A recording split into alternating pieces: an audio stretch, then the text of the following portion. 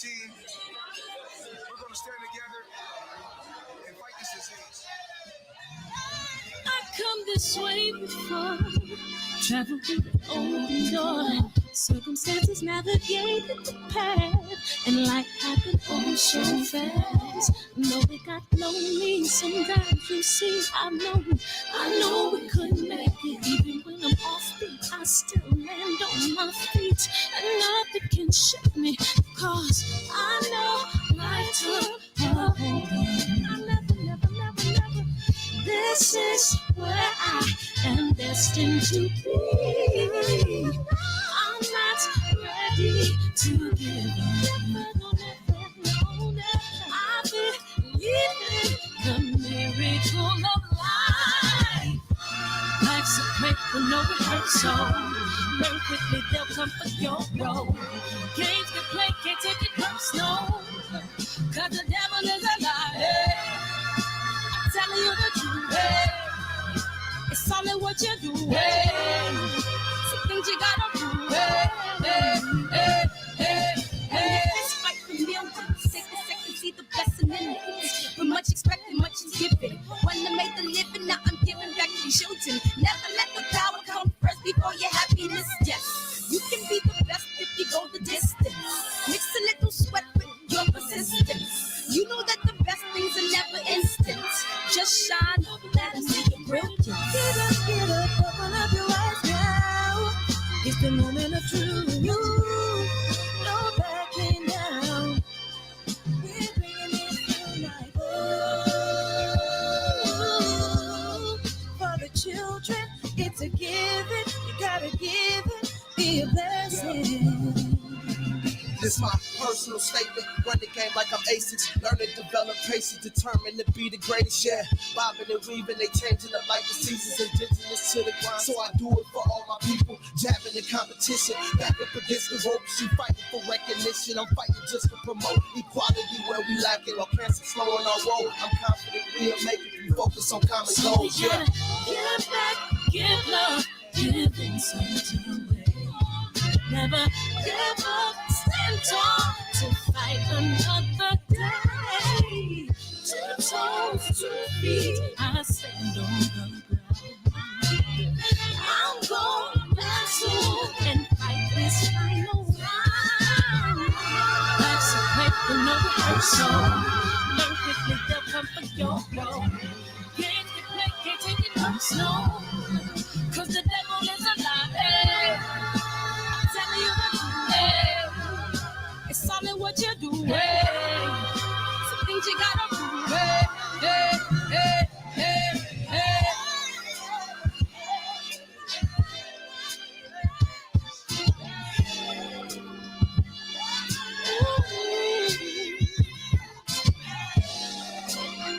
I'm gonna share all that I have and give to those in need.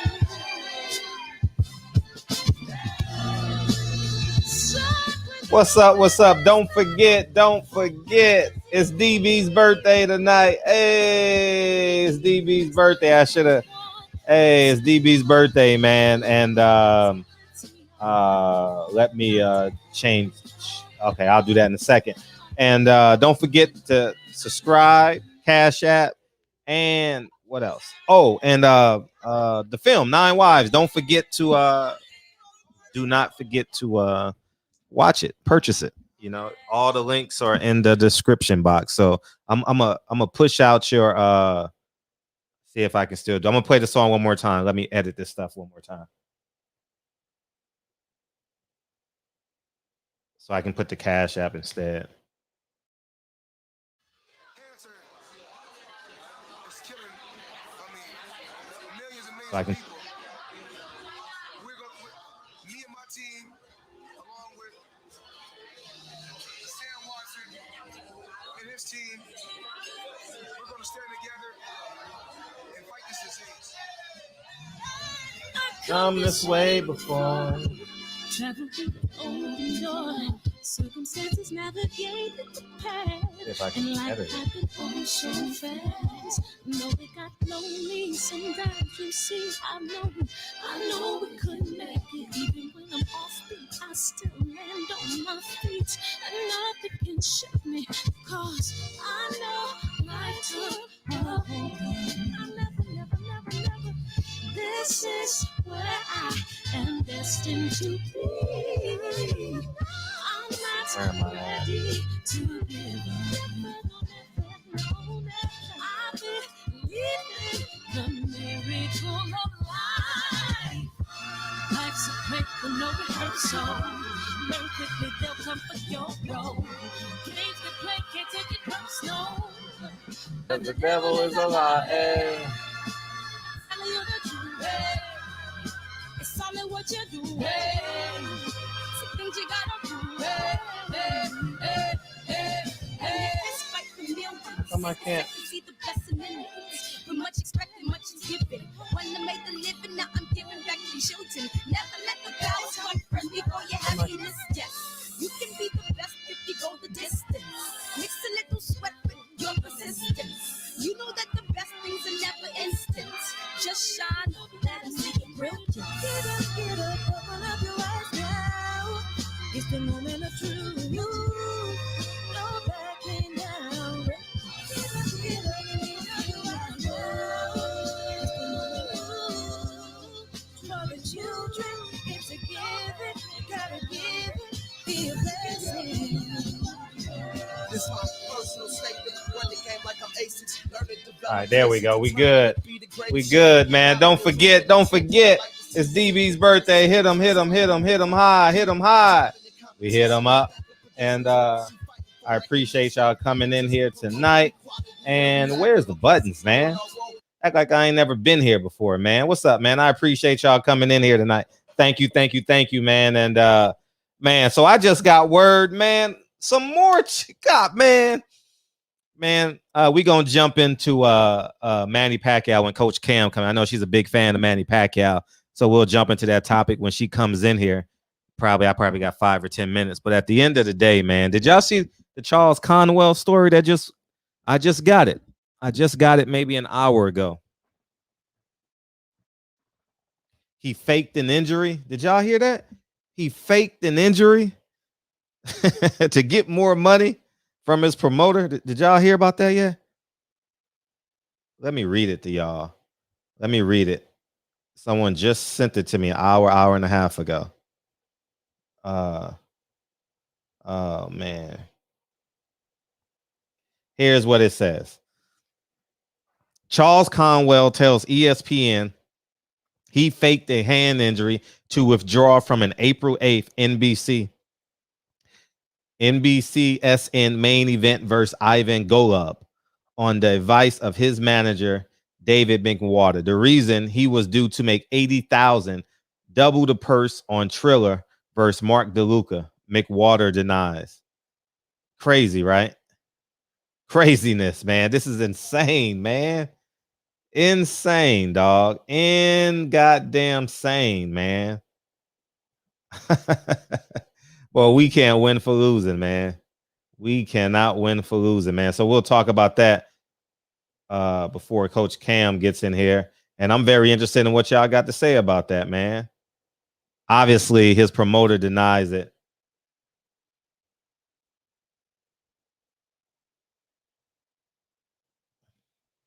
So I'm very interested. I was DMing. So it's just insane. It's just insane, man. I'm just tired of this cheating. I'm tired of the lies. Fans being hogwashed. I'm telling you, we need to take our money out of boxing, dog. We need to become opportunists. You know what I mean? Take all our money out of boxing, man. Instead of watching it on Showtime, stream it off of a site. You know what I mean? Instead of watching Fox on Channel 11, watch it on one of your other things, man, so they don't get the credits. They're like, oh man, if you want to watch boxing, you know what I mean? So at the end of the day, I think that it's time for us to stand up on some level. I don't know what the level is that we want to do as a collective, because I hate PPD, because I done tried it by myself and look where we're at. I think if I would have had well, my platform wasn't as big, I'll say that, but I think if I would have had the people behind me when y'all know what I was doing, I think we could have made some headway. But now it's time, man. They slapping us in the face far too much, man. I got the wrong water open. They smacking us far too much, and it's time for us to stand up. It's time for us to stand up, and I'm just tired of them saying they can do whatever they want and then come back the next week.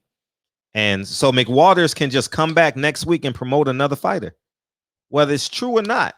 You know what I mean? Shit. I mean, in America, you guilty till proven innocent, right? Hey.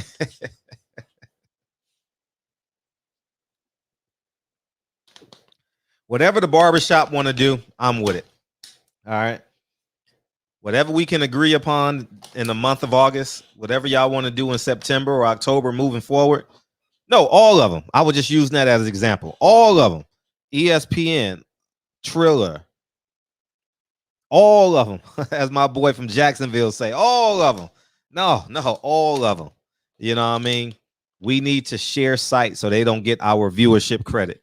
You know what I mean? Stop paying for these tickets to go to fights. Stop paying for these tickets to go to fights.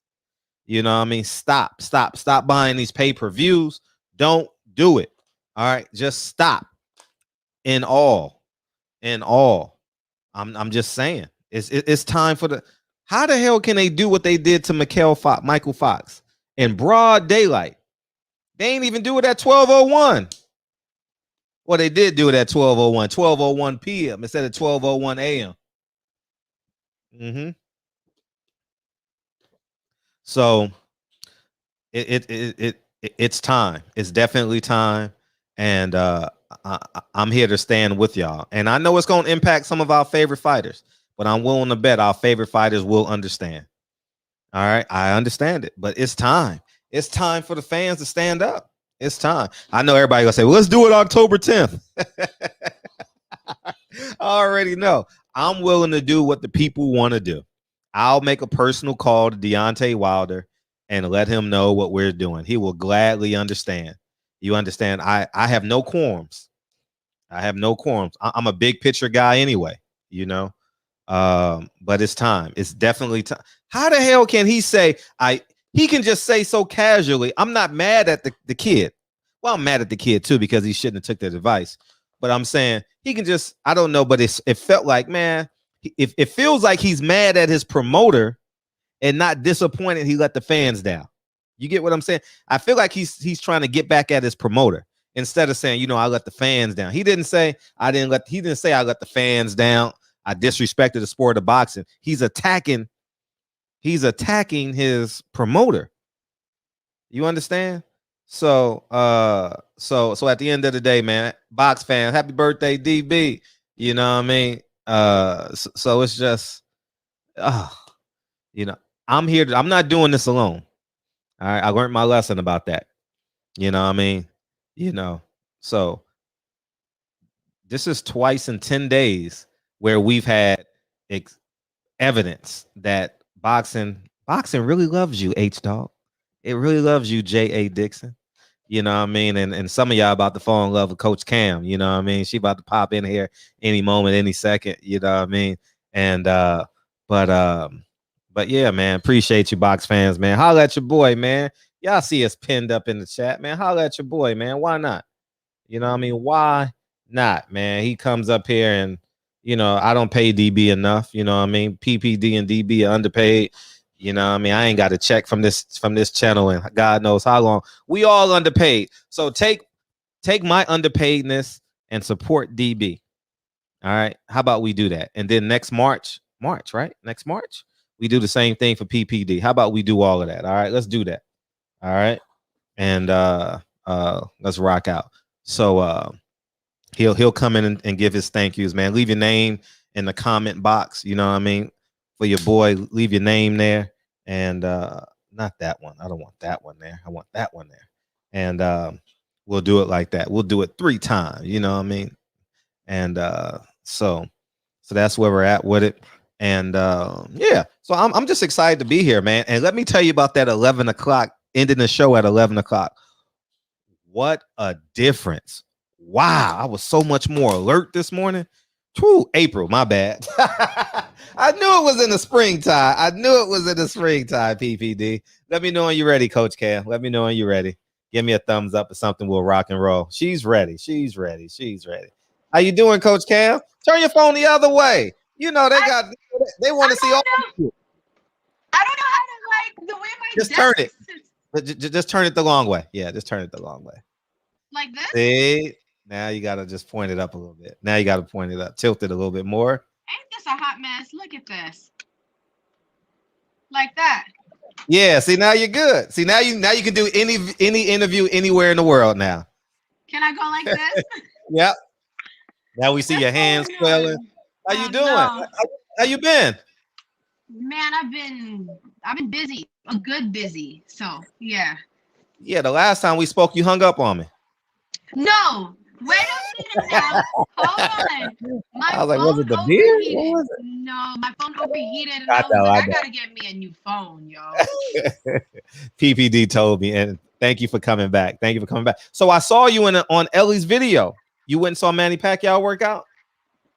I tried to stalk Manny, because Lord knows I love that man, right? Do you really? Do you really? Tell us about it.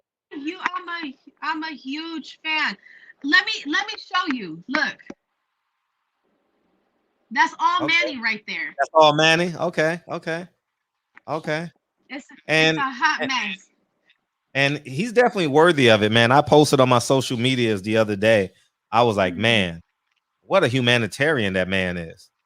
Yeah, absolutely. You know what I mean? He had thousands out there, huh? Thousands of people out there? Hundreds? There were definitely at least hundreds of people out there. That was like a spectacle. So he does that for our people, though. It's expected. Yeah, it's well deserved, man. And I was saying, Only Dad's podcast said he gets it. He's flying in Friday. Are you going to the fight? Oh, me? Yeah. No, I'm having a fight party though. I mean, it's only right. It's only right that I have a fight party and I invite the entire Filipino community and everyone else, of course. So yeah. Okay. Well, Only Dad podcast is flying in at about 11 o'clock on Friday, and he had a bet in the shop, but it fell through because of Earl Spence eye injury. Talk about that, man. Was there a letdown on your part? I haven't spoken to a Manny Pacquiao fan yet about this. Was it a let? Yeah, I actually wanted to see that fight happen. As big of a Manny Pacquiao fan as I am, I believe that Errol Spence would have really given him a hard time for sure. Excuse me. I feel like, just because of the type of fighter that Errol is, I believe that would have been a very, very hard fight for Manny. Now, I'm not counting Manny out, but not to say this isn't going to be a hard look for Manny either, but I thought that fight would have been really, really great for it to happen, especially with talks of Manny retiring. I would have wanted him to retire fighting Errol. Right. So, yeah. Right. Now, would that make you believe that he'll come back for another fight in another 3 years? Yeah, I do. Somebody with a bigger name, I would say. Yes. Yeah. Okay, good.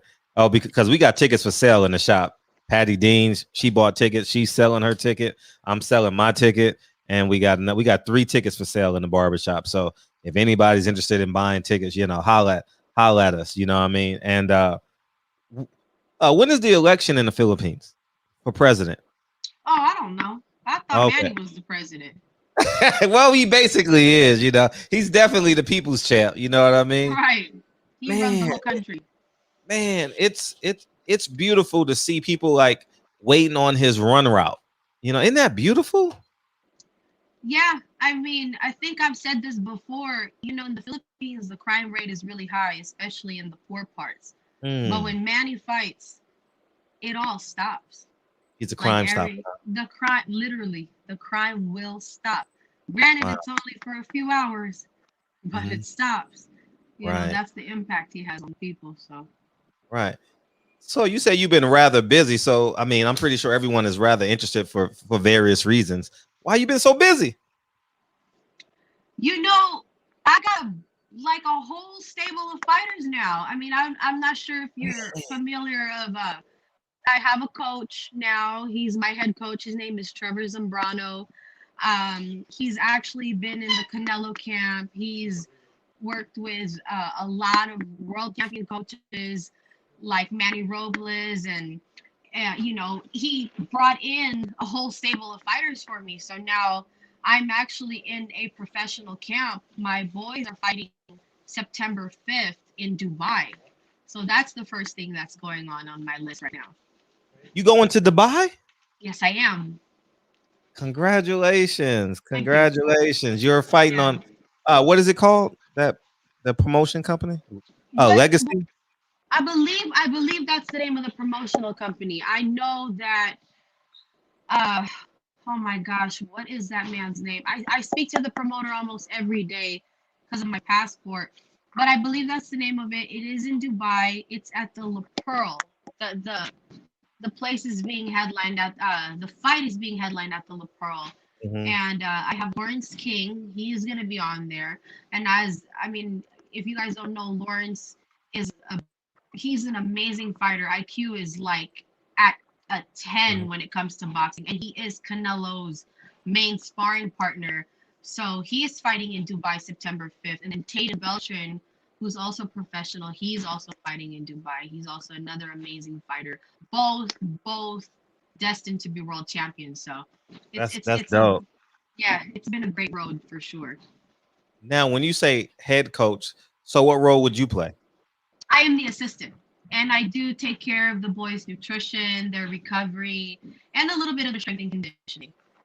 Why did you choose to be the assistant, not the head coach? Listen, as someone who's still learning, being in a corner of a sparring match or being in the corner of an amateur fight is completely different from being in the corner of a professional fight. I am learning as I go along. And for me to be like, no, I want to take the role as a head coach just because I want to say that or I want to do that, I think would be selfish on a fighter's part, because I have never been placed in that position. So I think me taking the role as an assistant coach and learning as I go along on the job and prepping myself for that stage is so much more of a smarter move for me to do. Wow.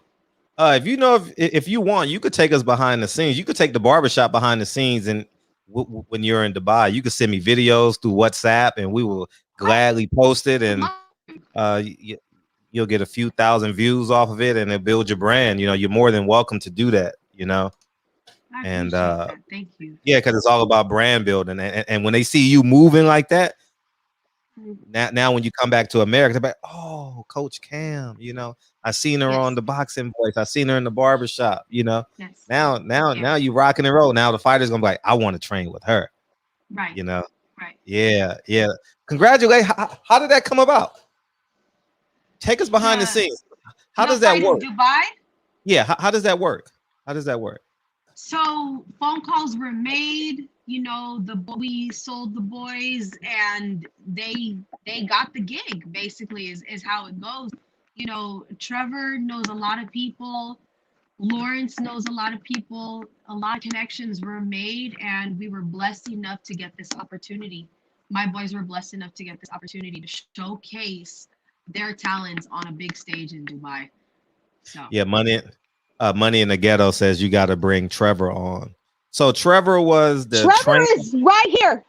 If y'all want to talk to him, Trevor is right here. No, we want you right now, but we'll gladly say hi. We'll gladly say hi to Trevor, but PPD will gladly schedule Trevor, you know, but he's more than welcome to come in and say hi, because they would call me a hater if I said, yeah, bring Trevor on. You know what I mean? I don't want to be called a hater or nothing like that. You know what I mean? People always asking, you need help with the mitts. You know what I mean? They say you've had a long day. Do you need any help? I'm not sure if you can see the chat, but the chat is definitely slanting towards your side, you know. Oh yeah, you know, there are moments where I wish I had like 6 hands. Bye, baby. I know, I'm sorry, one of my fighters. I had like 6 hands so I could just rest 2 and go to the next 2, rest these 2 and then go. Like, it's hard, and it's taking a toll on my shoulders for sure. Now you just set these guys up for the comeback lines, right? You know what, you know, you just set these guys. If I had I got 2 for you. What? Oh my goodness. So let's talk about the fight Saturday. Ugas and Spence. I mean, Ugas and Pacquiao. How do you see that fight playing out?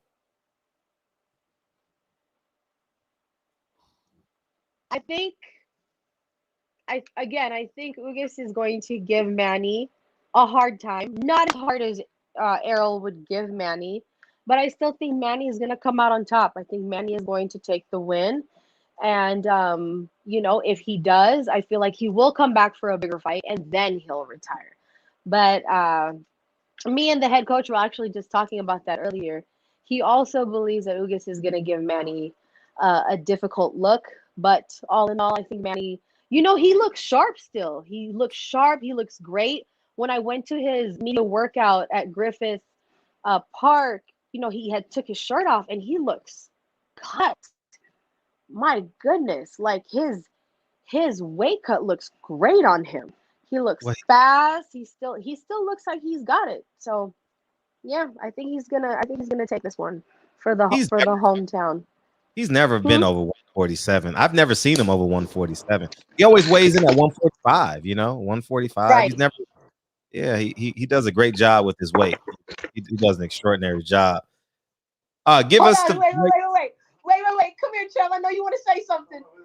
Ugas, and Pacquiao. Who you think is gonna win? No, you gotta come in the chair.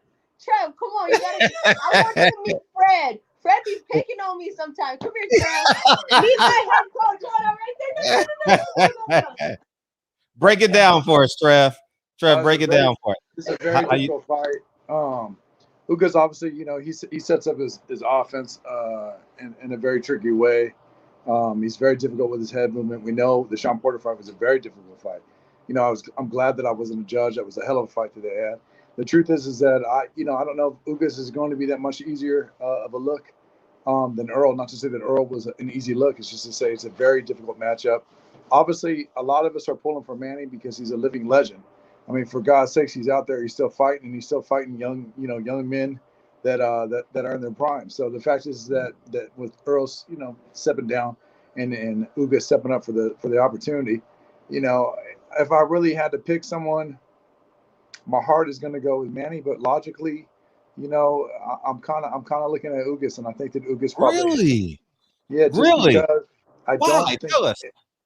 When you look at Ugas, he does besides what Salah's brought to the table with them as far as making him more trickier. I mean, Sean Porter and Ugas, they had a hell of a fight.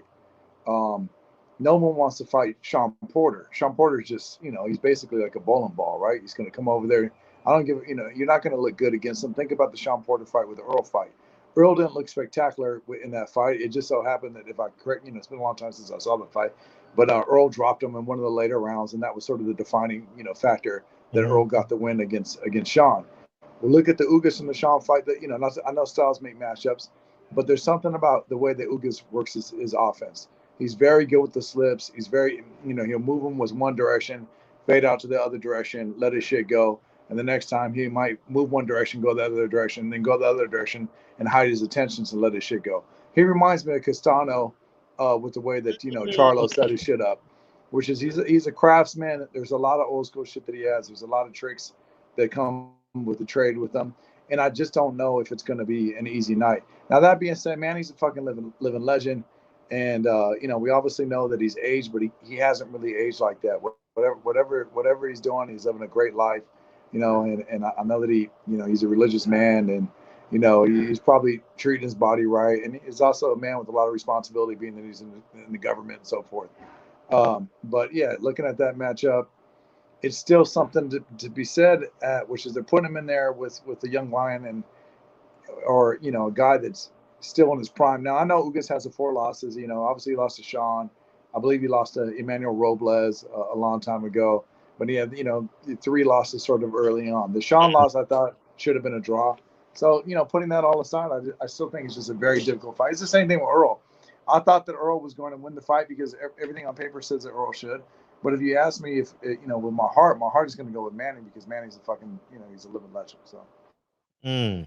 Is there any comparable opponent for Manny Pacquiao as it pertains to Ugas? I've been trying, but I haven't had a success at it. That's tricky like that. That's a very good question. Ugas works his offense pretty tricky. I don't think that people give enough credit for him. You know, the way that Salas teaches the shit, not to say that I completely know, but just as an outside observer, as a trainer, I got to be a fan of the trainers and not just a fan of the fighters as well, to see how they go about his offense. He's very difficult with the way that he sets his stuff up. I'm trying to think, has Manny seen anybody like that? No, I know Manny's sparred some guys that were like that back then. Sure. Like he used to spar Urbano Antion, who had a hell of a fight with Soto back in the day. But Urbano Antion is barely a name that, you know, he was a good fighter, but he's not what Ugas is. Ugas is more than a good fighter, right? I'm not going to say he's super great, but he's a guy that you can go back and study tape on. And that's something to be said about that, because there's a lot of fighters out there that you're not going to look at their craft and appreciate what they're doing or appreciate what their coaches are cooking up. You totally can appreciate what Salas and Ugas got going on, and you can learn from those guys, which is to say that they're craftsmen. So I'm not going to go back, you know, no disrespect to Urbano Antion or anybody that was involved on this team, but I'm not going to go back and look at any Antion fights. Although I think I did look at Antion and Soto just because it's a classic Mexican fight where they're just sort of in the shoebox. But you're not gonna go study it. Craft wise, I don't know if Manny's been in there with someone that is tricky as him in a while. And it's you know, obviously, you know, Manny's seen everybody, but Ugas has definitely got some shit with him. I don't. That's just, you know, listen, Sean Porter and Kenny, obviously his father, you know, these are guys too. They're craftsmen. You know, look at what Sean did. Sean, for the most part, was known as a bowling ball. But, you know, it's also to say that Sean's boxing literally, you know, grew exponentially. Like, he became a much better boxer than he was. He has a super wide array of a skill set that he can bring to the table.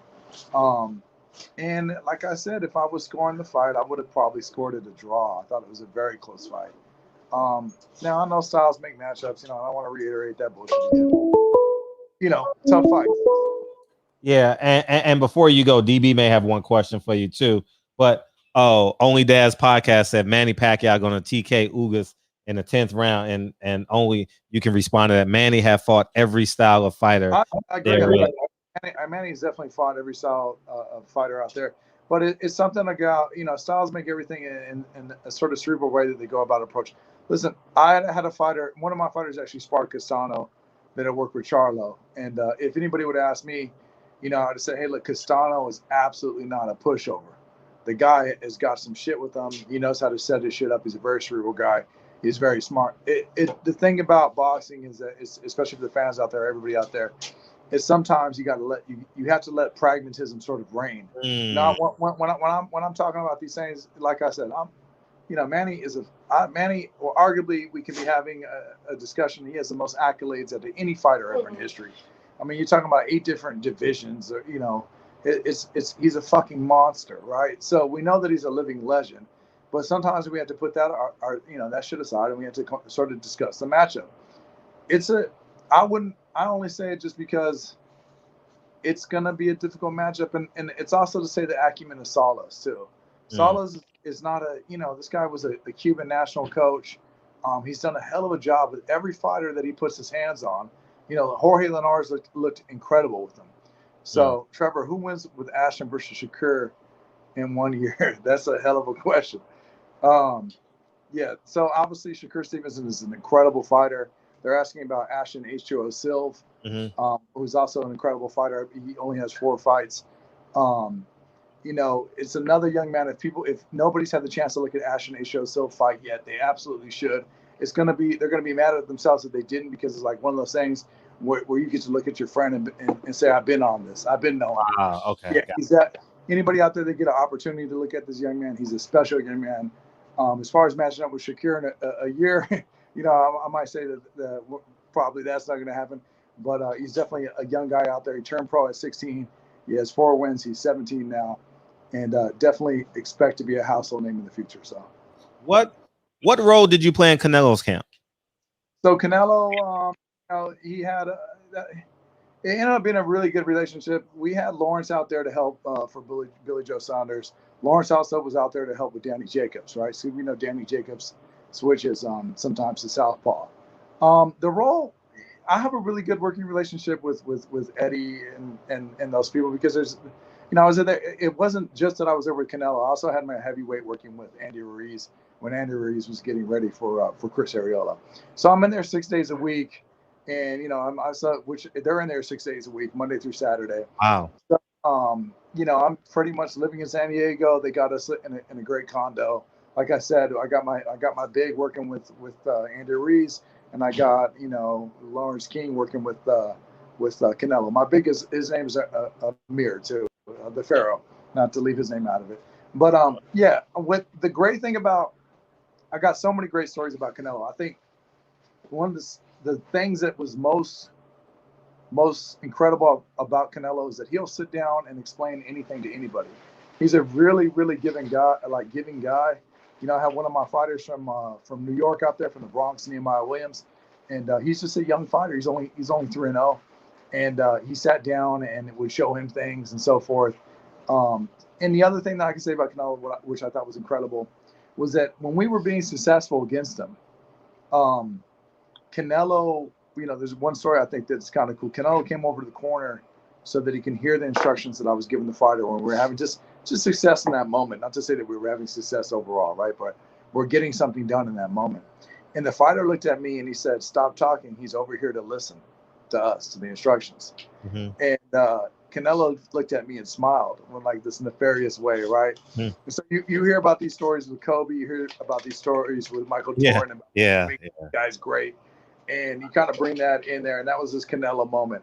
Another thing too is one time we were doing something, and he sort of asked afterwards, why, what was happening. So Canelo's absolutely a student. I'll tell you another funny story.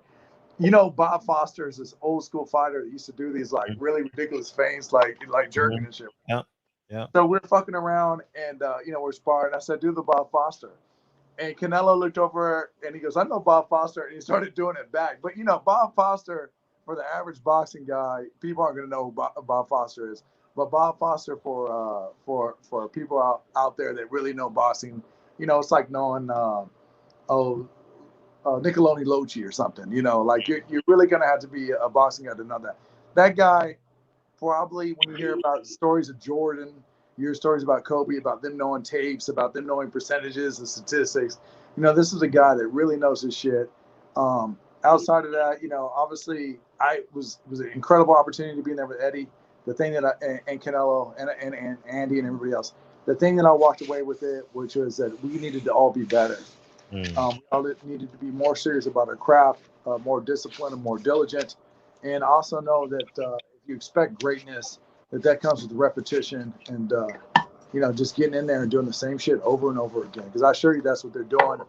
And the thing about that guy, he's not a prima donna at all. If it's 10 o'clock, he shows up at 10 o'clock every day, walks in, shakes everybody's hand, goes, changes, talks, goes and gets stretched out and goes right to work. It's every day is the same day over and over again. I can tell you that.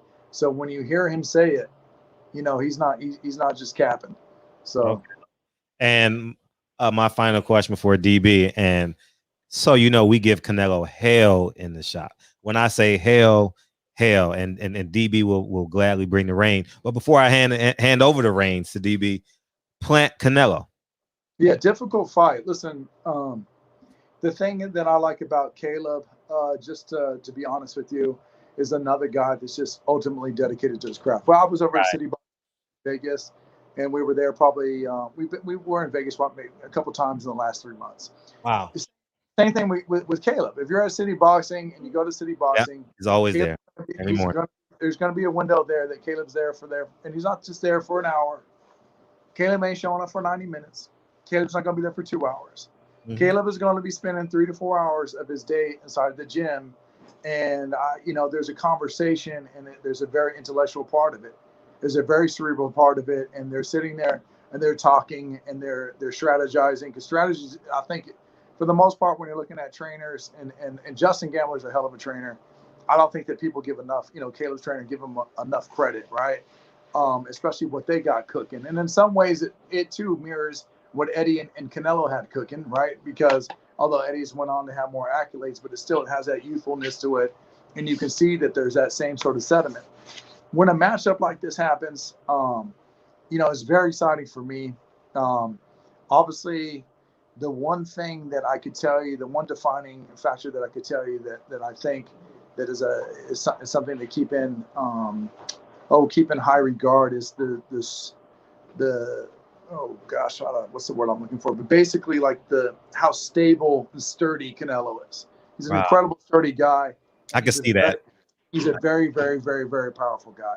I don't know if he's going to be shaken that easy. Now, however, putting all that shit aside, I tell you what, looking at Saunders and looking at Canelo and looking at Caleb and looking at Canelo, I'll tell you, I don't know if they're negotiating the size of ring, but I wouldn't want to see I wouldn't want not to see Plant in that ring with Canelo. Plant knows how to dictate his space.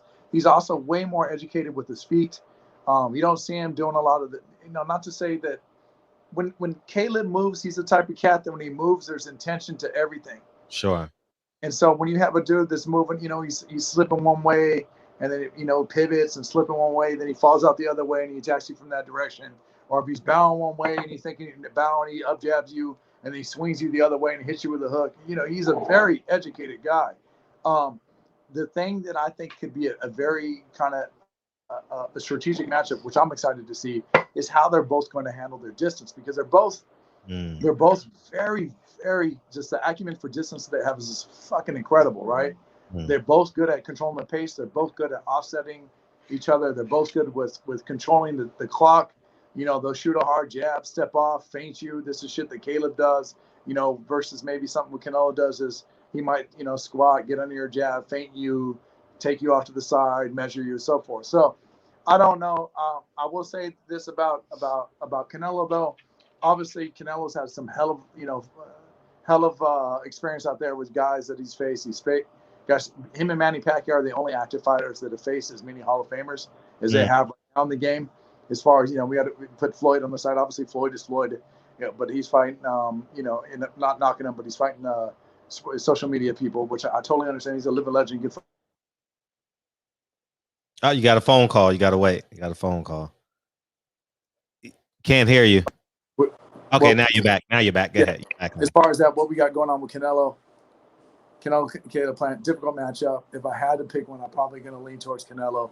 But I also could tell you what, I've studied. This is how I usually go about it. Have I studied some Caleb Plant? Absolutely. Do I use Caleb Plant as an example for my fighters to look at all the time? Caleb's an incredible fighter. Do I use Canelo as an example? Sure. Can I say that I lean on one more than the other? Not. Oh, she popular. Oh, she popping over there. She get when you get the phone calls. Yeah. That's scam shit. No one calls my. Cam, tell them to call back after 11. My office hours are from 9 to 5. But I'm talking. They're not gonna get that joke. So, who do you got on it? Just out of curiosity, Caleb. I'm rooting for Caleb hard. Like I'm rooting for Caleb hard. If I'm a betting man, because of the business of boxing and Canelo's activity, I would bet Canelo. My heart is definitely with Caleb Plant 100%. But watch them get prepared. I'm telling you something. If they sign him to a if PBC signs Canelo to a 3-fight deal, Caleb Plant ain't got no chance. I'm just gonna say that now. If he got 114 versus Floyd, he'll be back in a second. If he got 5 heartbeats, 9 to 5, 9 to 5. My office hours are from 9 to 5. You know what I mean? Anyway, shout out to the people. We all grew up together, just in different homes and zip codes. You know what I mean, DB? And sorry about that. Yes. So what I'm saying is if we know that PBC signed Canelo to a 3-fight deal, before the fight, Caleb Plant has no chance. I'm just gonna say that it's just no way Caleb's gonna win this fight. Not unless he knocks him down 2 or 3 times, just literally dominates. But it's still gonna be a split decision. So, and that's the business of boxing. It's a difficult fight that they got going on too. It's also this because obviously you're in your position, you're in boxing media, as well as everybody else out there. For the people that don't know, There's a lot of shit, a lot of engineering of the narrative that comes along with this. Fred, tell them Lawrence is logging in right now. Yeah, Lawrence is going to log in right now. Okay, perfect. Thank you. Perfect. As far as them, even with the Saunders fight and the Canelo fight, I'll be honest with you, I thought that Saunders was being hunted the whole time. I thought the way that it was being reported by people at Matchroom and DAZN as far as they were when they were announcing the fight, is they're like, oh, Saunders is coming on. I said Saunders is like a dead man in the water. And but that they were probably looking for maybe the hopes that it would be a draw or even an upset so they can get the rematch because that's what's best for business. Right. If you got PBC signing Canelo, like you said, we're talking about that's a lot of money right there. We're talking about 150 to 250 million, maybe even more, right?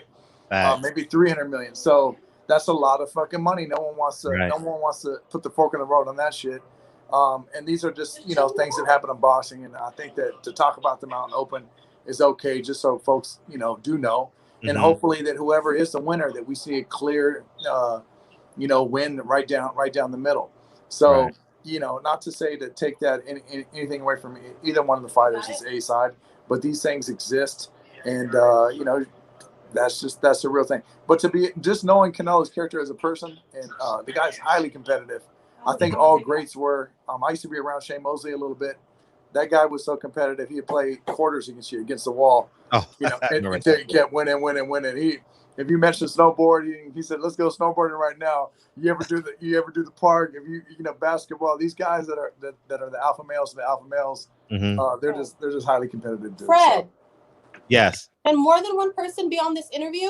Right? Yeah, sure. Okay. Yeah. Lawrence is logging in right now. I see him right now. I see him right now. DB, go ahead. First things first, man. I want to talk about the great Canelo Alvarez. Oh, you woke him up, Trev. I'm about to sit back and enjoy this. Oh, hey, Lawrence, you might want to sit back and enjoy this one right now. Y'all can see me? Yeah, we can see you. Yeah. I can't see nobody. Well, it's called. Yeah, we see you. We see you great. Man. All right. How y'all doing? Yeah, I want to know, Canelo Alvarez is a really solid boxer, man. The great Canelo Alvarez. But, when guys are working in camps with him, they usually seem to kind of twist the truth or to be a little timid and shy about speaking the truth about the PED usage. So I want to ask you, how do you feel about steroid abusers, and do you hold anything against Canelo Alvarez for being a steroid cheat?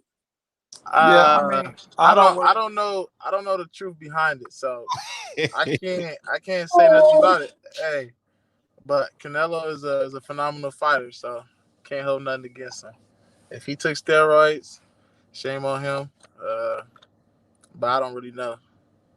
Yeah, it's a difficult thing. Obviously, there's a lot of abuse in the sport. I mean, for me to point one finger against, as someone, at the end of the day, I leave that stuff up to the commission. I try to stay out of hearsay. Obviously, if someone's entering a contract with Canelo, being in Canelo's position, I'd hope that they, have one of their things that says, hey, that we want to have, one of these outside governing bodies like Floyd used to use as far as testing for that kind of stuff. But shit, I don't know, because it's sort of out of my scope. And to be honest with you, being so intimate with boxing, I hear about people all the time using stuff. But shit, until someone is pissed hot, who am I to say? So. Yeah, well, one thing I want to clear up real quick is that it wasn't speculation. It was proven through science that he studied needle fast. But he had a suspension that came, and the suspension was for 6 months. So do you think that a person who is convicted and guilty of cheating should only be suspended for 6 months? Or, I mean, like I said, I'm not in a position to make those kind of calls. But for example, I know Roy Jones Jr. pissed hot one time too. I doubt a lot of people.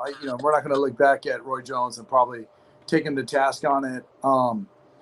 There's just shit out there. There's just a lot of things happening in sports. I'm gonna speak on the drug he took though. It was more of a fat burner drug. I feel it's a cutting agent. It's a I feel like he couldn't make the weight anymore, and he took it for that reason. As power wise, it's there. He don't need it. But as far as him trying to cut weight, I think that was his purpose of taking it. I don't think it was trying to abuse the sport or take advantage of the fighters from with more power. But as far as him taking clenbuterol, it was for what I think it was for Yeah, was him to it's cut weight. another thing too is that I don't, as far as when he had when he did test positive for clenbuterol, I don't know enough about it to say, I do know that clenbuterol is a cutting agent because obviously, like everybody else, they said, what did he test positive for? I don't give a fuck who you are. You're going to throw it into a Google search, right? And you're like, you read about it's a fat burner. And the first thing, for me, I'm like, shit, maybe I ought to get my hands on some clenbuterol. I'm trying to get rid of this stomach shit. Where do I get this shit, right?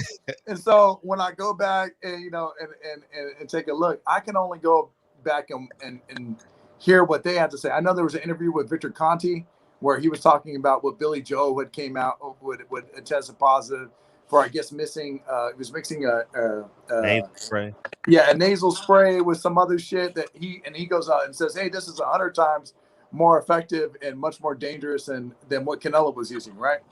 I don't know because, that's not my scope. I know if Victor Conti was on, he could probably give you the best educated answers. As far as me, being able to talk about it, shit, it's out of my scope. I have no idea. Yeah, can I place you guys on hold for a second? I want to go grab my really small violin.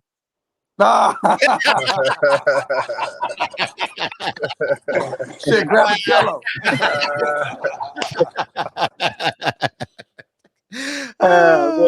We're all great. So, people used to talk about Novocaine in Floyd's hands.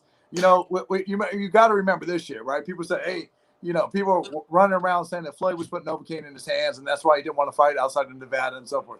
Listen, when you got a great fighter, no matter what, when you're looking at Canelo, you're looking at the greatest of his era right now. As far as he's the most dominant earner out there. He's the biggest thing in boxing. He puts 78,000 asses in the seats. That comes with a receipt. People are going to be out there, and he's going to be on the crosshairs of people. They're going to want to take shots. Now, if you got something like this going on, where he did piss hot for clenbuterol, which I don't know too much about, they're definitely going to use that as sort of fodder to be able to go at the guy. But I just think that comes with the territory as far as being the guy that's on top of the mountain. They talked about Floyd in a fucking 1,000 different ways, from A to Z. At the end of the day, Floyd is arguably probably one of the greatest that we've ever seen step inside those ropes. So it just comes with a lot of shit. So you guys are great. So he was allowed to take clenbuterol. Were the fighters that he fought against allowed to take clenbuterol?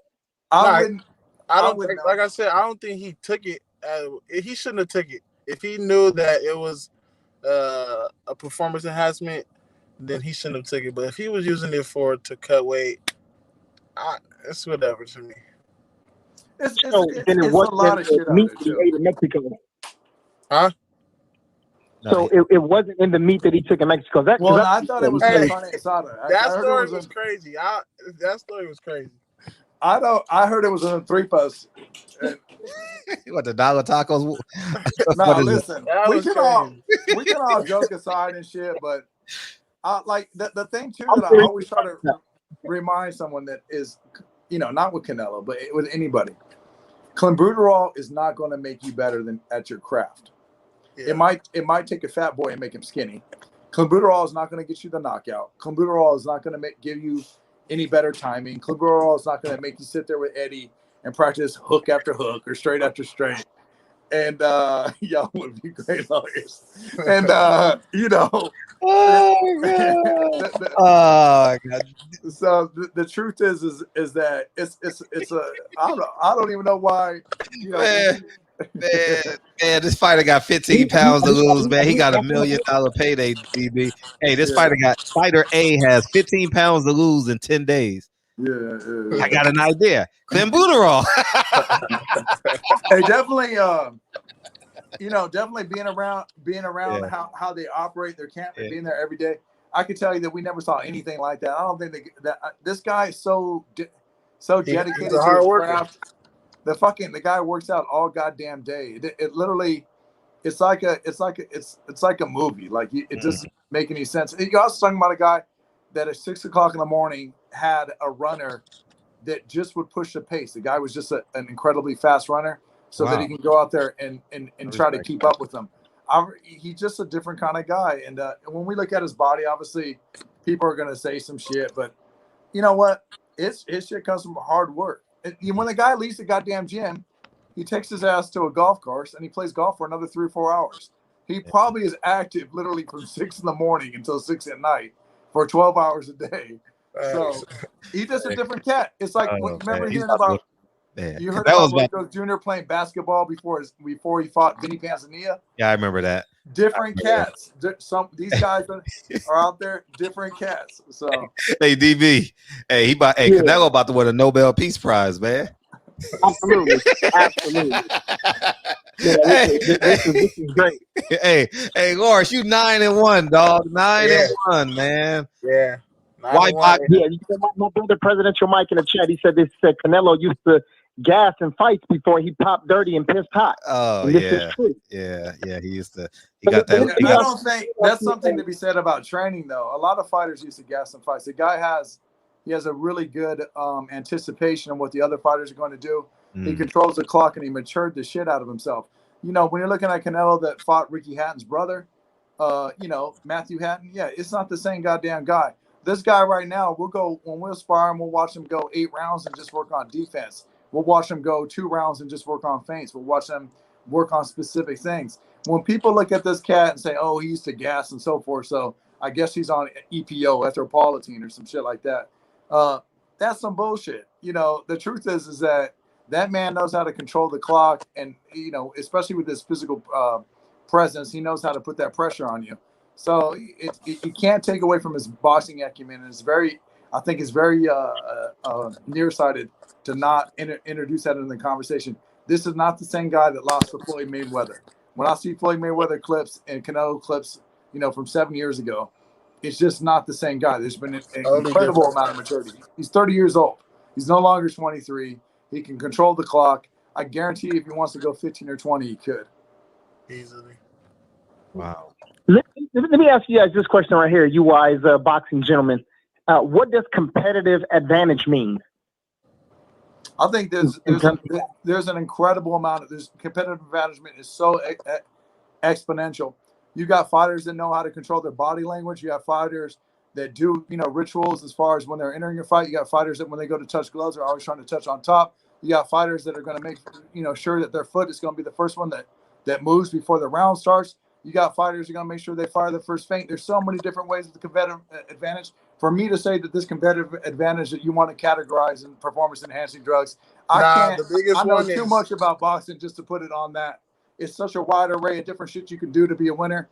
I just couldn't fall into it and just put it in that one category. Sure, could you argue, is that a competitive advantage? Absolutely. But until I see him piss hot, it's going to be hard for me to assassinate the guy. I don't even know when he popped for Clinton. I think it was it 5 or 7 years ago? I have no idea. I don't. I can tell you 5 or 7 years ago.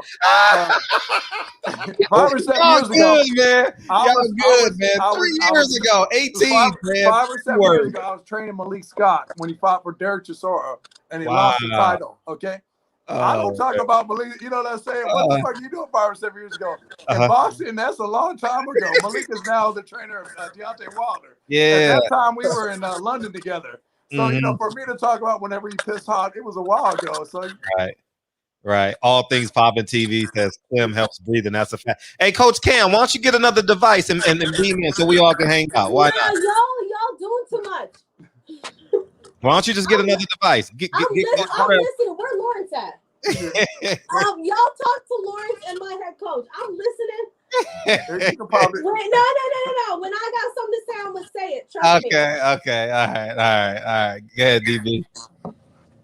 Yeah. So where do you guys rank? I'm sure he's probably number 2 or number 3 pound for pound. But where do you rank Antonio Margarito on your all-time favorite list? I'm gonna be honest with you about Antonio Margarito. Obviously, when Nazim Richardson caught him with the wraps against the Shane Mosley fight, all of his, and I understand what this is. This is basically like you correlating into the same thing. Obviously, his whole legacy is fucked up for me, right? I mean, but it's not just, you guys remember Antonio Margarita. There was Rashad Holloway, a guy that people might not remember, from a guy from LA named Shotty. This Margarito used an illegal wrap and gave this guy, I believe he either broke his orbital bone or might have detached his retina with an illegal wrap. So going back on Margarito, frankly, was a piece of shit in sparring, in the gym, and obviously in the fights because of what happened with him and Miguel Cotto. I understand that what you're saying. Hey, look, but having an illegal wrap or what would have happened with Louis Resto and some shit like that, or even Panama Joe.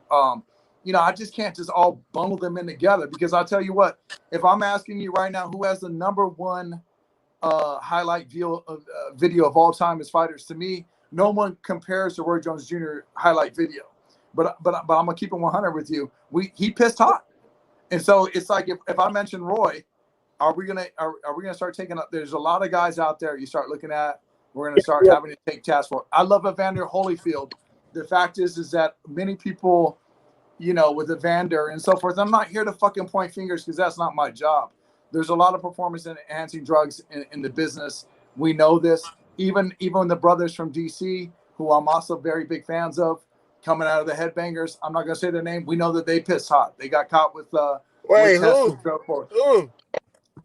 The Petersons. But you know what? I don't fucking what James Toney did. What am I gonna talk about James Toney? James Toney's a fucking animal. He's one of my, I always felt like if James Toney was disciplined and actually put in the hard work and ran his miles and stayed in the gym, he would have been the greatest of all time. I mean, but I think that he didn't have the work ethic to match the talent. His talent, in fact, is probably one of the most talented fighters I've ever seen. The fights between him and Mike McCallum are absolutely fucking phenomenal. Those fights are like fine wine to me. Am I going to go in on James Toney? No. When James Toney said basically that he had taken too much damage from sparring and that it affected his testosterone, who the fuck am I to say? James Toney was in that goddamn wild card or every gym, in Crunk his whole goddamn life, burning the midnight hours, fucking sparring all goddamn day. I'm not going to point fingers, because that's not my fucking job. As far as Canelo's concerned, he's a legend of this time, just like all those other guys. And I'm not going to. Margarito's different. That's a legal fucking rap with plaster of Paris, and he's a piece of shit. I don't give a fuck. I'm not a Margarito fan, and that's just me keeping it 100. Yeah, let me ask you this question: who would be James Toney's best 2 or 3 fighters that he fought, opponents? Oh, shit. Oh man, shit, damn. I mean, obviously, God, obviously, to me, the fights that I really like him with Mike McCallum. I mean, James Toney fought everybody. But we talking about the best. I mean, shit. I like the fight against the Russian. I forget the guy's name. Yeah, the Southpaw Russian. I like the Russian with the P. What the fuck's his name? Perov. Yeah. Dimitri, right? Yeah, Dimitri. I love that fight because you liked him going up in weight. I mean, shit, dude, he fought fucking Sam Peters, right? So it's like you can't take Sam Peters. Remember when everybody saw Sam Peters, and everybody. I don't know if you were like me, but you said, "God damn, this motherfucker is one of the biggest motherfucking men I've ever seen in my goddamn life." Sam Peters is an absolute fucking monster. I've never seen him in person. But he just physically, he had them hands that, just his hands look like gloves and so forth. It's so hard but I can tell you for fights for me, I ran into Mike McCallum in Vegas, and every time I run into Mike McCallum, I can't wait to talk to him, because those 3 fights, the trilogy that he had with James, to me, those were the best fights. And I know they had asked James Toney, who's the most you learned about from boxing, and he always says Mike McCallum. So, but it'd be hard, and honestly too, I don't know. I'm sure you guys are like me. You love boxing. You probably watch James Toney sparring a lot too. He was just incredible to watch, even on the sparring footage is out there on YouTube. So, Got it. What about Roy Jones Jr.? I'm sorry. What about Roy Jones Jr.? Who would you say his top 3 opponents were in his career? Roy, it sucked because Roy never had, even with the Bernard thing, but Roy Roy was like one of these guys that was an anomaly that was so fucking far ahead of his of it was like he was an alien, right? So, you know, it's even when you look at Virgil Hill, right? Or was not this is not Virgil Hunter, Virgil. You know what Virgil I'm talking about? It's been a minute. The guy from South Dakota or North Dakota, or even is just a lot of guys that when you look at them and fight, I'm sure these guys would have been successful had they not been in his era. If that makes any sense. Even I guess the one, you know, Mike McCallum comes to mind with Roy Jones Jr. But even when you're looking at who's the guy that he got the DQ from that was trained by Jesse Reed? Montel Griffin. Yeah, Montel Griffin comes to mind when he got that. He came back out there and got the stoppage. Tarver, listen, if we're talking about Roy, we got to talk about Tarver. We got to talk about it's been a minute, but Roy fought Glenn Johnson, right? Glenn got him, clipped him. It's just a lot of there's a lot of guys out there that he faced. Ultimately, when I talk about Roy Jones Jr., I always think that he would remain undefeated if he was forever 30. Which is to say that what beat Roy was because he was doing such crazy athletic things that nobody else could do. But who actually beat Roy was age. Because the guy just did, you know, he just did incredible things. And you got David Allen Jackson comes to mind, you know. Mm. So it's a lot of guys out there. Who did he put his hands? Did he put his hands behind himself against David Allen Jackson or and left hooked him? Who was that? Yeah. So. Cool, got it. Yeah, so you've been watching this boxing. So, how do you feel about guys like Rocky Felding, Liam Smith, Smith, Avni Yildirim? What do you feel about those guys? It would be like me asking about how do you feel like guys like Carlos Baldemar, or how do you feel about guys like Victor Ortiz? When you have a great fighter out there that's making his legacy. The question about these guys. Yeah. But when you're having a fighter out there that's making legacy, they're going to have to be facing some of these mandatories or some of these guys that even have belts from the other sanctioning bodies because they want to snatch them up. Yeah, it's not everybody's going to be guys like Avni Yildirim and Caleb Smith. I'm Rocky Felding over Caleb Smith. Yeah, how do you feel about Avni Yildirim, Caleb Smith, Rocky Felding? What do you feel about these guys? I look at all three of these fighters. I'm going to tell you that all three of these fighters are going to be irrelevant over time. But I mean, that's just fucking keeping it real. I mean, I don't know if you want me to no one's going to go back and look at them 10 years from now. That's just fucking keeping it real. I know that that with boxing, I'm never going to lie. I'm always going to keep it straight. They're not guys you're going to go back out there. But I will tell you that when you got someone like Canelo who's going to be active in the next 5 years, you're going to have to give him time. He's just fought Saunders. A lot of people out there thought that Saunders was going to beat him. He broke this man's face. Let that sit in. He broke this man's face. People are out there telling me Saunders is going to beat him. Saunders is going to beat that. I said he's not going to do that. He broke this man's face. Right? So when he gets around to these other names, he's got Caleb on the next. He's not going to have these big names all the time. Frankly, there's not a lot of big names out there. I'll tell you one thing, even about the Charlos.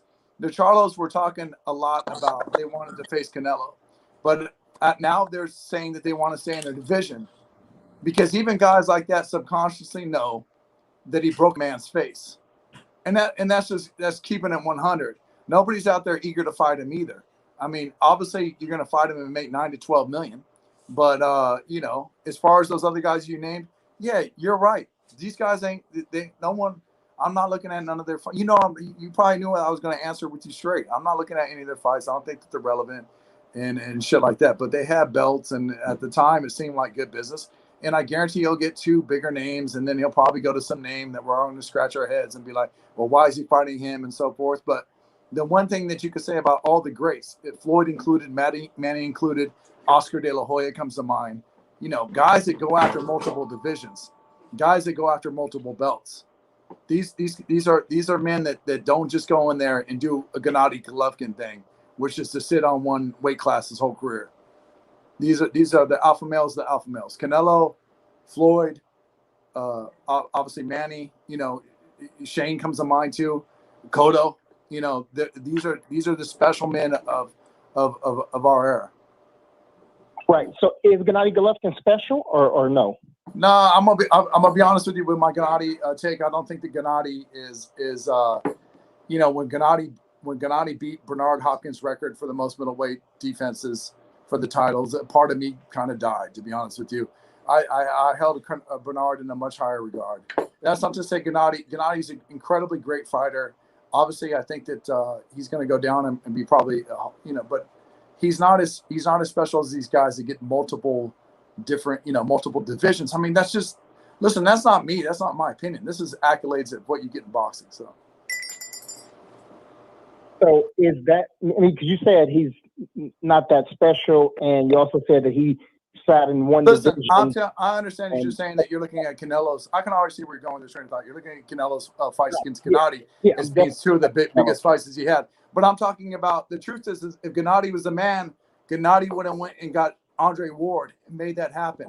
But Andre Ward faced Sullivan Barrera, and they made a smart business decision, which was probably made by by Abel Sanchez, because he had Barrera at the time, which is to say, hey, listen, we don't want to put Gennady in there with Andre Ward because Andre Ward is going to do what he wants to Gennady.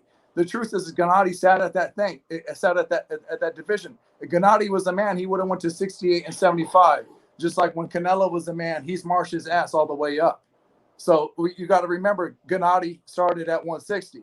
For me to put Gennady in the conversation with Canelo and say that they're on the same level is just not accurate. It's not keeping it real. It's the same thing with why I find Manny Pacquiao so fascinating. The guy ran 8 different divisions. It's just boxing accolades. Oh, do you think that the belts have different levels of prestige? Like, do you think the WBO carries more weight than, say, an IBO? It's so hard for me to get into that because, as you guys, I'm sure I sit with you guys on it, right? Which is to say, I'm sure we're all in the same corner on this one. When you got fucking the WBC has, I don't know what the fuck they got going on, right? You got all these different belts. I can't keep track of it. And listen, that's a whole goddamn full job within itself. Who would actually have perspective and insight on how those different belts work? I know what I've heard, the same shit that you've heard, where you hear, hey, listen, if this guy gets a loss, he actually doesn't lose the WBC belt unless the WBC dictates that he loses the belt or whatever the IB. I don't fucking know. Listen, if it were up to me and I was making business decisions, I wouldn't have it that way. But you know, all 3 of us or 4 of us, we're not in this position to make any of those decisions. I don't know enough about the belt. I do know one thing about that, about the WBC belt.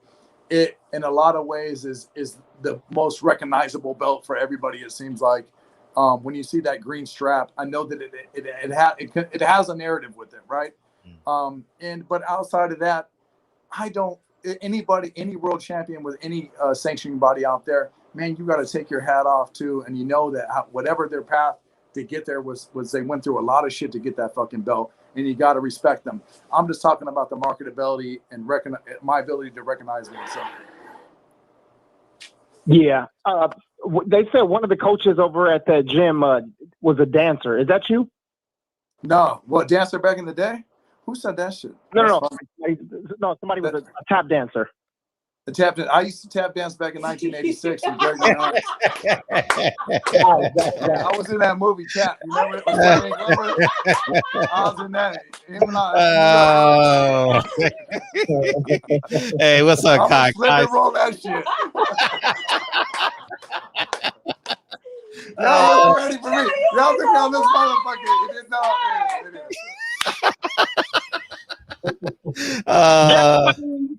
Canelo took that franchise belt. Yeah. Listen, look, we all remember what happened with Sergio Martinez and Chavez, right? This is the first time we heard about this shit. Was the Sergio Martinez Chavez belt, right? And we're all scratching our fucking heads, going like, you know, what the fuck is going on? You know, listen, I don't know. I'm not in that position. So. Oh, fight week, we got to have you back, man, because we go in on Canelo fight week. Oh, it would be fun. Yeah, we go viral every Canelo fight. So yeah, you gotta come back in. You gotta come back in. Oh man, Canelo is. Listen, before you dance your way out of here, let me just ask you one more thing. Tyson Fury, the Oh, Gypsy yeah. Queen. What Tyson Fury? What? Tyson Fury. Yeah. Yeah, Tyson Fury had a case back when he fought against Klitschko of PED usage. Do you remember that? Some steroid. I don't, but listen, nothing. Like I said, nothing. I only know about Canelo just because he's a big name. Not to say that Fury's not a big name. He's also a big name. I don't know if you guys remember that Klitschko got. Remember, about the that they had the foam. And was it with the Klitschko fight? Who had the fucking where they put in the ring like 5 inches of foam to slow down the movement? I think of Tyson Fury. Wow. Do you guys remember that? No. Yes. So listen, they get busted on this shit. They go to the ring. They make the ring super big, and they get called out for it because they wanted to slow down his movement. There's so much shit that goes on in this fucking sport. You can actually find it on YouTube if you guys are bored. Just type in Fury Klitschko ring tampering, and it'll probably hit. Wow. But yeah, we believe you. Yeah. Oh yeah, we definitely believe you. I mean, it's just wild to see as boxing guys like us. You're looking at it, you're like, man, this is a new one. Like, what the fuck are these guys thinking of? The creative. With Tyson taking PEDs, I don't know about it. But the same thing with Tyson is like, he's an incredibly smart fighter. He's cerebral. Even Malik used to spar him back in the day when I was around Malik. I'd heard about Tyson before had fought the one that Coach Anthony trains. He fought him on PBC back in the day from Philadelphia. What the hell? Oh yeah. Cunningham. Cunningham, thank you. Yeah, Steve Cunningham, right? So you hear about these guys because if you're unboxing, you sort of say like, man, what's up with this dude? Yada yada yada. I'd heard that Tyson Fury was one hell of a mean son of a bitch back then. That he was a nasty, dirty guy that he came to fight. As far as his performance enhancing drugs, shit, I don't know, but I can tell you what, he's a very educated man. He's very cerebral. He's an incredible big. He's got an incredible skill set. He's a hell of a fighter. That being said, I hope the chemistry between Malik Scott and Deontay Wilder go in there and upset that man. I'm a fucking American. As crazy as it sounds, I want that goddamn belt back at home. We should have an American heavyweight champion. That's just how I look at it. I hope they go out there and they go and get it back. And if anybody can pull it off, I believe the chemistry of Malik and Deontay can pull it off. And that's not, I haven't talked to Malik in years, so it's not like I have some big bias there. It's just to say I believe in his ability to go out there and make a champion. This is his first go, and I believe in the fact that him, Malik and Deontay, they share I want to say they share the same birthday, or the mothers share the same birthday. There's something there with each other, but they got such a great chemistry over the years. He's going in there with another teacher. Trust me, Malik is a teacher. He knows his shit. He might not have, just to say that you're in the top 10 at one time, or the guy fought for 2 titles. He fought Chisora and he fought Luis Ortiz. Just to say that you were in a position. You also fought, obviously fought Wilder himself. Just because you didn't make it doesn't mean shit. He's still fucking one hell of a brain out there, and he's got some guy that Deontay's no regular fighter. That man has a fucking equalizer. If he touches you, you're going out. And I really believe this is the difference. I'm gonna keep it 100 with you. I think it was a mistake. Those motherfuckers should have marched themselves into that fight instead of having this COVID shit pop up. Because they're only giving those 2 more time to go out there and cook on the kitchen, and whatever they got going, I really firmly believe they're going to go out there and get the upset and bring that belt back home.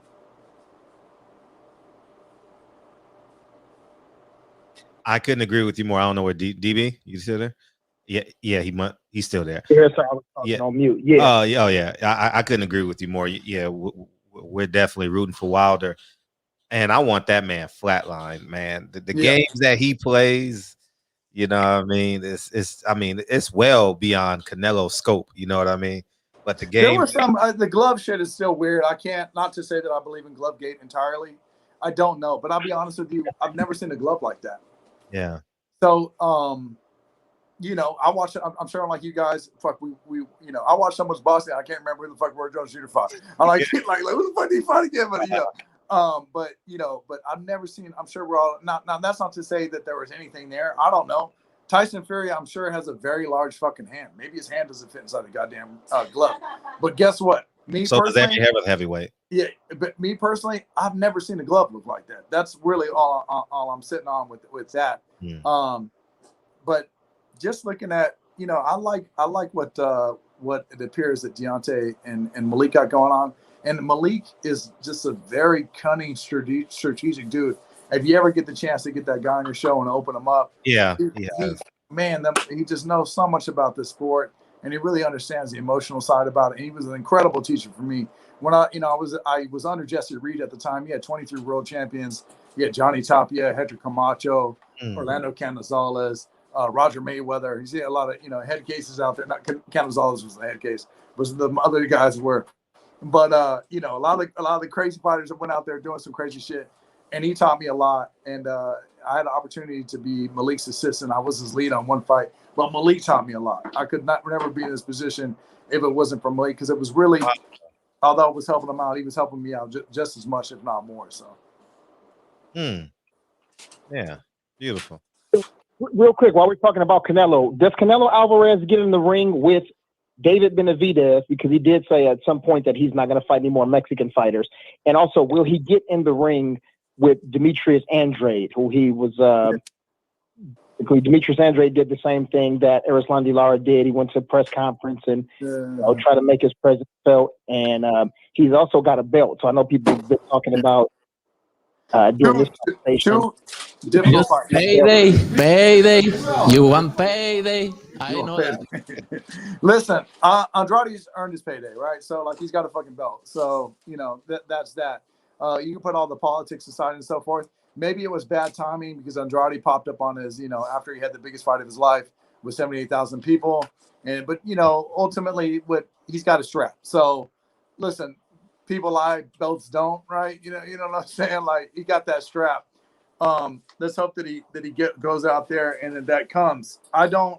When I'm looking at forecast, I don't see how Andrade can't be on the list unless there's really some beef there. I don't really think, I don't know. I can't speak on Saul's part. I don't fucking have a clue. I hope for the fans that there's no beef out there and they make that fight happen. We all know, anybody that's involved in boxing know the same thing. Andrade is a very difficult look for everybody. He's got a very wide stance. He's very elusive. He understands his timing. He's very cerebral. He's obviously I say he's more of a he's a different kind of southpaw than what Saunders is, but he's a very I don't want to it might. I hope this doesn't come off the wrong way, and I'm not trying to offend anybody. It was a better version of Chad Dawson. Like, he's a very sturdy, physical, big heavyweight. You're not just going to cut an angle around that motherfucker because he takes up so much goddamn space. It's the same thing with Benavidez. Same sort of build. You're talking about very big men for that division. We all know in boxing that these are great fights that we all want to see. I'm friends with some of the Benavidez people. I talk to them sometimes. I want them to have that fight because shit. Could you imagine that fight in Vegas during Cinco de Mayo weekend? It's gonna do incredible numbers. They're two big stars, and obviously Canelo is the star he is. But David's a huge star. We know David's gonna be very physical. He's very mean. He's got great control. He's got he's not afraid to waste a shot to get a shot. He's frankly, he's a mean guy too, kind of like Tyson Fury. He's going to put a glove on you. He's going to push you out the way. He's going to hit you. He's not just going to let you, not like how Ildrim let Canelo sneak inside of his distance. He's not going to let any kind of shit like that. He's going to get a hand on you and be very fucking physical. Whereas it's two kind of different matchups, right? They both are great matchups. Listen, when Canelo is all said and done, we're going to have these conversations. There's going to be names that come up, and not to say that that Canelo hasn't already cemented his legacy, because he certainly has.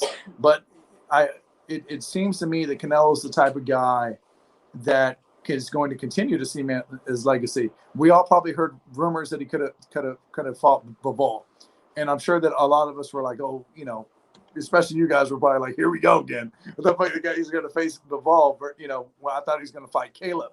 we're all hoping that this Caleb fight really happens. If he fights Caleb, we know that Caleb can go out there and get the upset. Period. We know that Caleb is capable of that, right? It's the same thing with those other two. We hope that he continues to cement his legacy, and then he gets in the ring with guys like Benavidez. He gets in the ring with guys like Andrade. Because at the end of the day, we want to be able to look back at his career and not be able to say some names. And I think he knows that, and I think that he's after legacy. David, he won't fight David. I know that. I don't. It's hard to say. I definitely do not. That one thing that I think that always, because there is a certain business acumen that comes into it. David too has to continue to do what he's doing, which is to build his brand, which he is. I mean, David, just watching him is probably one of the most fan-friendly, exciting fighters out there. We know that he comes to fight, and the people are going to demand it. You know, boxing media is going to demand it. It's going to be one of the fact is that you're doing. When you say that he doesn't fight, he's not going to fight David. You're saying the right thing, because David Benavidez has done everything that he should to get the fight with Canelo Alvarez, because he's that kind of fighter. So just keeping his name out there and being like, hey, what's up? After Caleb, who's next? You got David, you got Andrade, you got it. It's your guys' job. It's people like me that are in the gym every day where they ask me, say, who should he face next? Man, to be real, I'd really like to see him see Andrade. To be real with you, I'd like to see him go fight Benavidez. Those guys are absolutely right there, right? Like, to be honest with you, if I had to pick between Caleb, Andrade, and David, I can't wait to see all three of them. I wouldn't even know which one to point at, which one I would want to go first. He's going with Caleb. The only people that are going to make that happen are the boxing fans, is the boxing media, and the motherfuckers that have their heart into this boxing shit, that are saying, hey, look, man, I really hope I can see this fucking Benavidez fight. How's that happen? Talk that shit on that goddamn Instagram. Talk that shit on these videos. Talk that shit to your homies. Talk that shit to everybody that you can, because we want to see that fight crack. So. Yeah, I think those guys probably need to build their profile more before they get to deserve a Canelo fight. I think they're there. I mean, who else? I mean, I can't see them, you know. Andrade's in a tough spot because, to me, I feel like he's right. He's got his trap, right? So he's fucking earned it, right? I mean, what can you say? Davis listen, David's got a lot of momentum. I mean, shit. It's you know, even here's another name that's kind of out the loop, but I've heard get thrown around sometimes, which is Zurdo Ramirez, right? So a lot of people don't, you know, obviously, but when I was watching Zurdo fight in LA, and the way that he held himself and the way that he went about his fight, it was apparent that Zurdo's a fucking star. It's apparent that he's out there, and he went and got his belt at light heavyweight, right? People are out there doing everything they can, doing what they're supposed to do. David Benavidez does what he's supposed to do. He goes and beats the shit out of people. Andrade, you know, is doing what he's supposed to do. Although, you know, I'm sure a lot of us were critical of his last fight. The thing is that he's got that belt. Andrade's got that belt. David's doing what he's doing. These guys, you know, there's names that are out there that have absolutely earned the right way before Ildrim. Although I know he was a mandatory, but I'm sure that you guys, as well as, you know, me, are very educated about how people even get in these rankings and how that plays out and so forth. Now, it's not our job to give people rankings and so forth, but listen, we all would rather have seen Benavidez or, you know, or I'm sorry, Andrade, but, you know.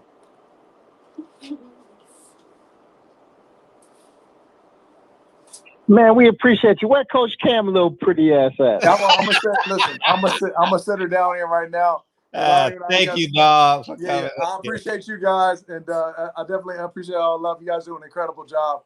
And Cam, let me get you back in here. I'm playing musical chairs with her. So, all right, maybe I'll let you guys in a fight one of these days. Or yeah, better yet, you'll have one of my champions on. You can interview them. Oh, that'll be great. Thank you. Listen, hold on. This is the man that I work with every day. If I don't know anything about boxing before this year is over, y'all need to shoot me. Because I hear this all the time. Right. All the time. So, What time is it? Y'all was talking for 3 hours, Trav. Now, who's your top 5 pound for pound, by the way? Oh man, I was cleaning the office. Now you asking me boxing questions. Okay. Of course, I have Muhammad Ali. I have Roy Jones. I have Floyd Mayweather. I have Manny Pacquiao. Damn. You're this one he's not well known, but I'm rooting for him. I feel like nobody really gets to see him fight, but he is one of my absolute favorites. Rashidi Ellis. I like him. Yeah, he's cool. He's on Golden Boy, right? He's on Golden Boy, right? Yeah, he's on something. Yeah, he's definitely. Do you think Manny? So let's say hypothetically, he would have beat Errol Spence, right? Okay. In your eyes, would he have surpassed Floyd Mayweather with 7 losses, 6 losses, 7 losses, somewhere in there? Listen, Floyd is undefeated, right? Yeah, 50-0. The greatest. Just because Manny has had titles in 8 different divisions, I'm going to say this and I'm going to say it out loud. I do believe he does surpass Floyd Mayweather. Really? Even though he beat him? We're not going to do this. Listen, what time is it? You don't have to bring me back for another show. I'm still in my gym. Trev, what time is it? I'm not doing this right now. You just opened up a whole can. No, we have to close that can back up. We're gonna reseal that bag and we're gonna come back. But it's fight week for Maddie. It's fight week for Maddie. It's fight week for Maddie. It's like he passes Floyd. Wow. Even though he beat him. I mean, it was an easy fight too. 9-3, easy 8-4. Yes. And here's the thing. Okay. Floyd did beat Manny. That's the truth. He outboxed Manny and his defense was there. So I can't even. I'm not gonna lie to you guys. I'm not gonna sit here and be one of those fans that go, no, Floyd, didn't do his job. Manny won, and no, Floyd beat him. That is what it is. But I'm always gonna be sure. I'm that fan. Like if I'm loyal to you, I'm loyal to you. Okay. Trev, on the other hand, is all about accolades and is all about statistics. And listen, oh my God! You know what? Y'all need to do this. No. Floyd is definitely. He's incredible. He's great. They're all incredible. They're all great. Do not ask me anything about anybody else. I think they're all amazing. Ask them when they know that when they were critical of Manny and Joanne Guzman. Who? See? No, you gonna make me sit in this chair. I was about to say goodnight. Manny and Joanne Guzman. How about Joel Guzman? How about well, they said Manny dunked him back in the day. Well, the only fighter I would say that Manny Pacquiao probably would have ducked is Edwin Valero. That's probably the only one. Like I would think that he was 27-0 with 27 knockouts and crazy. That shit crazy though. Yeah, and crazy. I said that and crazy. Like I think a lot of people would have ducked him when he would have got that train rolling. But I remember when he came to LA. I was trained by Gennaro Chicanito Hernandez, the guy that Floyd Mayweather got his first belt from. When he came to LA, Gennaro called me up. He said, "What are you doing?" I said, "I don't know." He said, "Come to me to LA. You got to see this kid." Y'all stop me from cleaning Edwin the office. Valero. Hold on. No, sit down. What? I'm just kidding. Oh yeah. Yeah. But I'm so glad you guys met Trevor.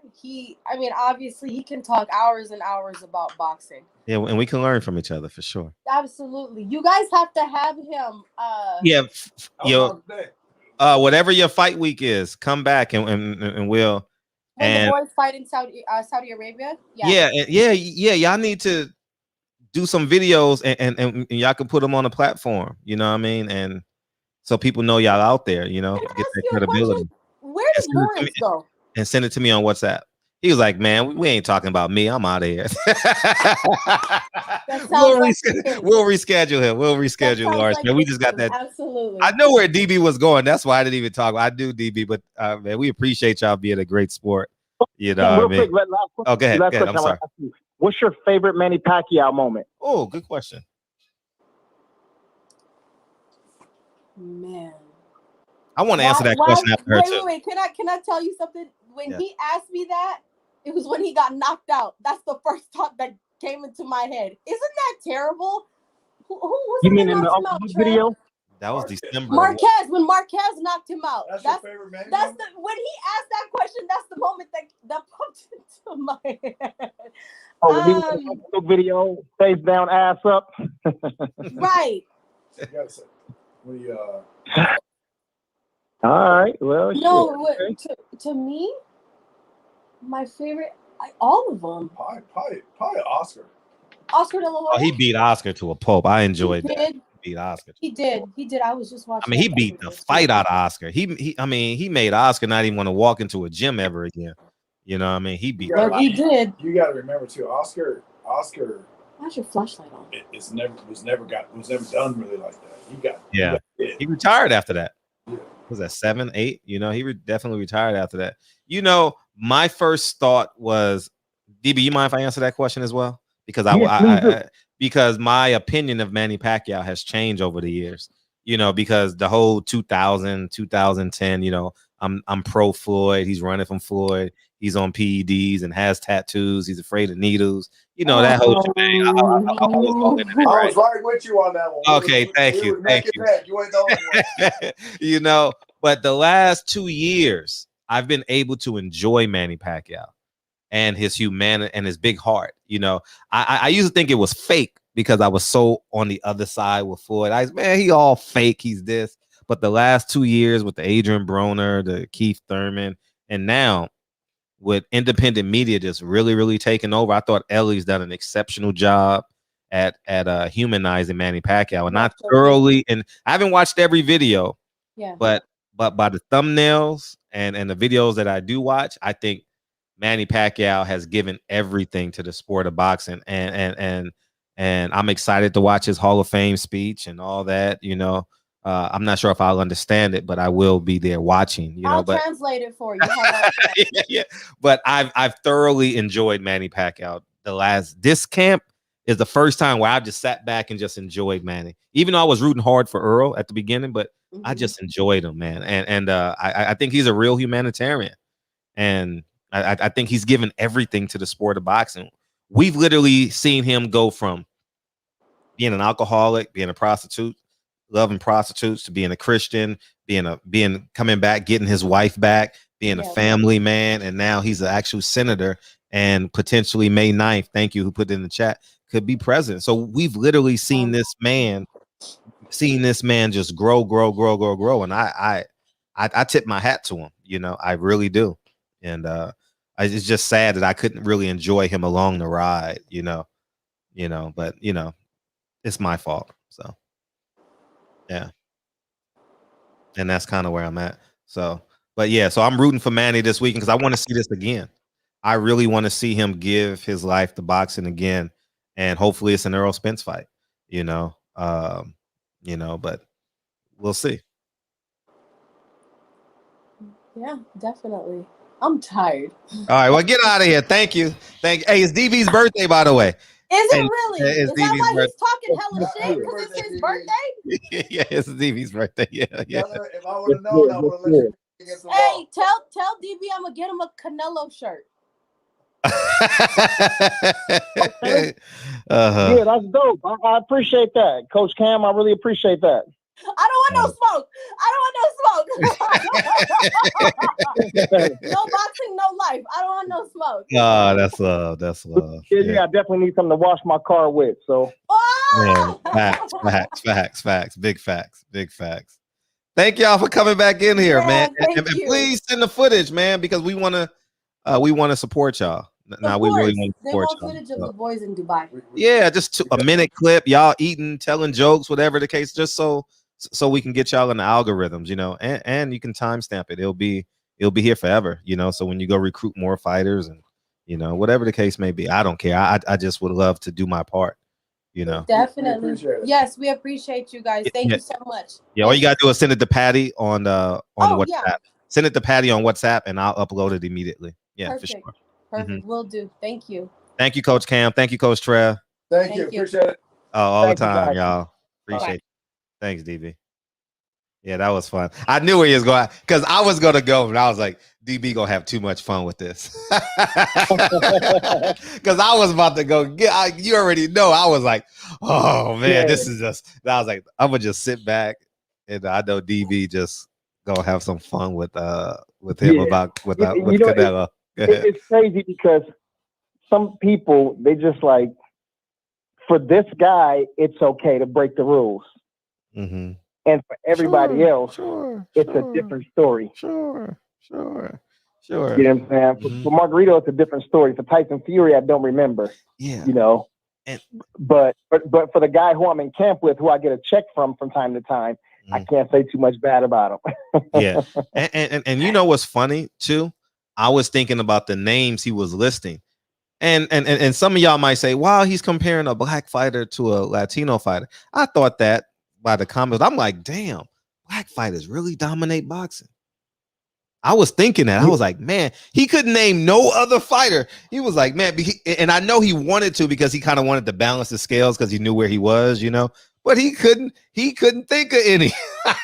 He couldn't think of any. He really could. And I'm not giving him an out. I'm not giving him an out. I'm just saying I thought he really couldn't think of a non-black fighter that's been great. You know. I was like, man, he played Pacquiao, politician. He tried to win a couple of votes back. Oh yeah, you know, yeah. I'm going for Deontay. Stop it. Oh man, yeah.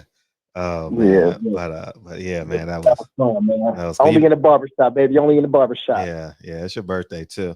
Yeah, it's really good, man. Me and baby girl finna grub shit. This fool been sitting right here for 2 hours. Oh, real? What you cooking tonight? Well, you might as well stay on and we'll get out of it. We'll keep you on for 10, 15 minutes and get out of it. Hey, but by the way, how was your first day of school? By the way. Oh, man, this shit is... man, like waking up early. Like the other... You know there's a difference between when you wake up early when you want to or just when your body wants to versus when you have to. Facts. Man, this shit feel different. Man, I had to get up. Man. Hey, but I'm tired right now. Yeah. And then the movement in the house is different. Like the Lincoln is up and moving and like and I hear him and I'm asleep and I'm like, man, I'm looking at I roll over, look at my phone. I'm like, man, I got 3 minutes. Okay, how quickly can I do this and do that? And you know, I mean, it just was, but it was enjoyable to see them go to their first day and Kennedy was just so excited and you know, these are just priceless moments, man. And I didn't feel what you felt in terms of the house because since it was my birthday, I was out. I went to breakfast, I went to lunch, and then you know, dinner, and you know, I went by the beach, and went, you know, I was running around all day long. You know what I'm saying? So I didn't feel that empty, that void in the house. I didn't feel it. That's gonna kick in tomorrow. So. Oh yeah. This is and funny. Today was a day I've been looking forward to for years because you know I remember I talked about it on my videos. Man, when Kennedy goes to school full time, I think on my birthday. Oh, no. Yeah. And boy, Kennedy go to school full time. I'm gonna do this. I'm gonna do that. I came home. Remember I said that for years. And then I came home today after I came back from the gym, and I'm like, damn, it was quiet. You know, Dre is going to work, and I'm just sitting there like, because I ain't never not had a kid on me. The whole like, if I'm somebody, one of the kids is always with me, you know, and it's like, wow, she's gone forever. From 8 to 3, she's gone. I ain't got her no more, you know. So it was just like a surreal moment. And then you know what I was my thought, DB? I was hitting the heavy bag today, and my first thoughts was like, as I'm thinking, like, Fred, don't bring Danny Torrio dancing back on here. Why not, man? Why not? It wakes us up. It wakes us up, Trevor. You need somebody to listen to. So you like, man, motherfucker this, motherfucker that, motherfucker this. and appreciate you, chap.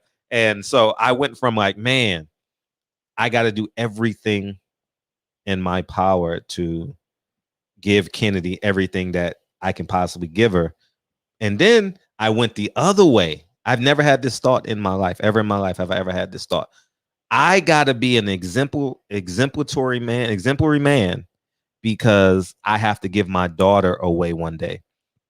And I was thinking that I don't know the man that she's going to marry ultimately or live the rest of her life with, but that butterfly effect. If I'm a great man, maybe it gets to them, or maybe I inspire another man, or maybe another man inspires me to be greater. Well, either way, but I'm just thinking like the butterfly effect to get to the man that she's going to spend the rest of her life with. And I've never had that thought before.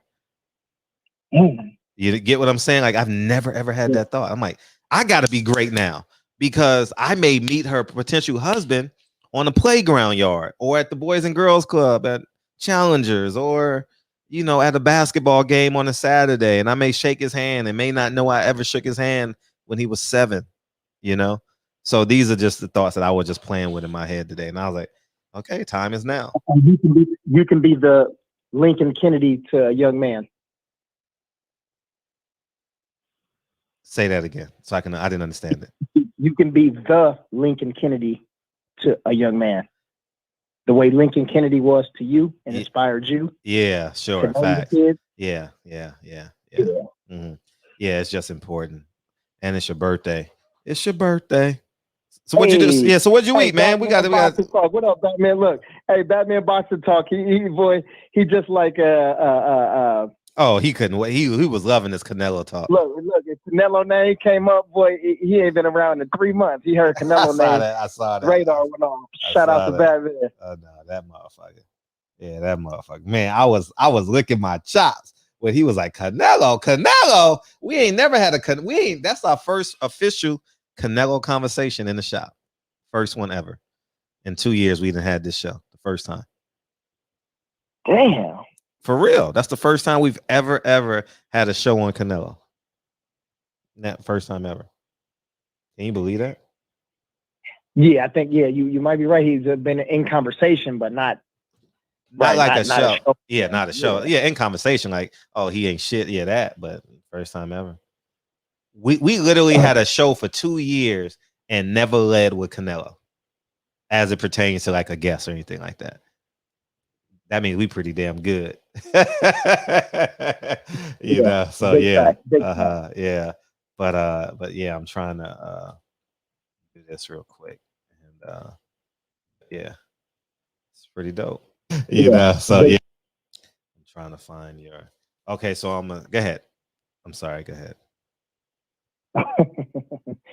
Yeah, no, I wanted to ask Coach Cam, and I know she was tired and she didn't really feel like being here for a long time, but I know she was doing some training. Did you ask her? Because I didn't hear like 2 of the questions when I was dialing in. Did she say that she's got a fight coming up too? Not her, but she's training the kids that are going over to Dubai. Okay. Yeah, I wonder when she getting in the ring. So I remember the last time she was here, she said that she was, and I'm pretty sure. And I thought it was a date that was supposed to be coming up. She did say she was gonna fight? Yeah, I'm almost positive. Really? So, yeah. And so I didn't know if it was something happened because I wasn't, remember I was off of IG for a little while, so I didn't see nothing posted because I wasn't there. So I'm thinking, all right, well, maybe this shit already happened or something got postponed or something. But yeah, let's see. Yeah, we shall see what's next. What up, Noah GX? He said, Japan, always in the building. Happy birthday. Appreciate you, Noah GX. Yeah, somebody my show. What does that mean? What does that mean? Yeah, we work together. Oh, okay. Okay. Yeah, like teamwork. Okay. Like, let's do this. Got it. Got it. See if you got that dollar test. See if you got that dollar test. Let's get some of this. Okay, hold on. Let me see. Hola, my boy.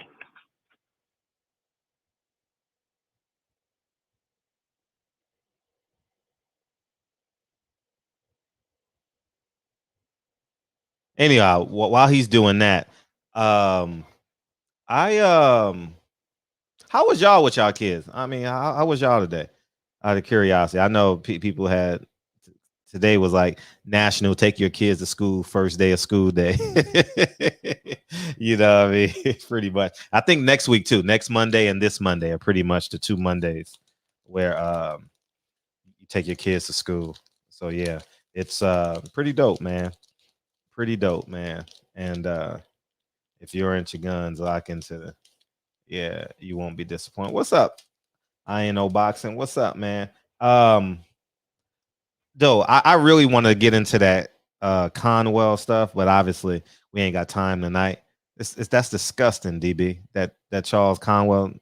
Did you hear what I said earlier about that? Yeah, that's disgusting. Another disgusting thing.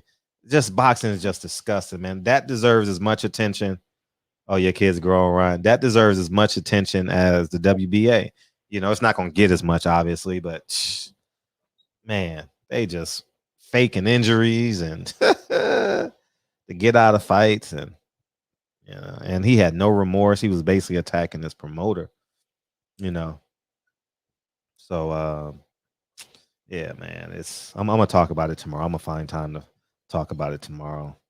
McWaters is his name. I think McWaters is Teofimo Lopez's manager, right? I know it's not new, but now we got evidence.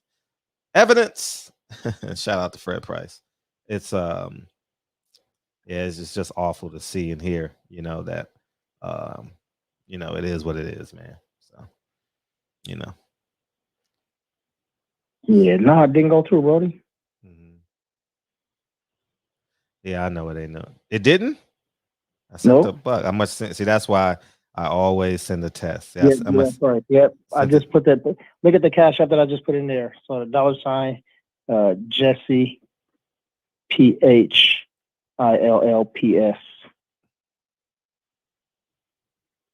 JESSIE. Yeah. PHILLPS. Yeah, I sent the $. Oh, it's pending. That's why it's pending. It didn't go through yet. Yeah. All right. We'll do one beam and Kyle want to beam in, then we'll get the hell out of here. And, come on, Kyle. What you want, man? I don't know why it's pending, but yeah. Oh, Kyle. Said I'm hungry. Oh man, facts. But in the meantime, y'all can go over there, man, and subscribe to the channel. And for some people who subscribe you to see any of the old videos, man, y'all can go back and hit the thumbs up, comment on some of the old stuff. I did some fight predictions, you know, a year and a half ago, whatever. See how those predictions went.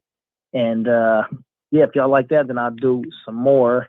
And when it comes to MMA fights, listen, in terms of a fight, yeah, of course, listen, you know, nobody's, well, I don't know. I'm not perfect with calling them, but if there's a 12 fight card, I'm going to get 8 or 9 fights right. I might get 3 or 4 wrong, but listen, if you're betting and you're following what I'm saying, and I don't even bet big money, I bet little money, but I always win on every card, always up on every single card. Yeah. I think maybe one time where the card was all fucked up and I probably went like 50-50, but for the most part, yeah, I know what I'm looking at. I know what I'm gonna see. Know what I expect, and it works out.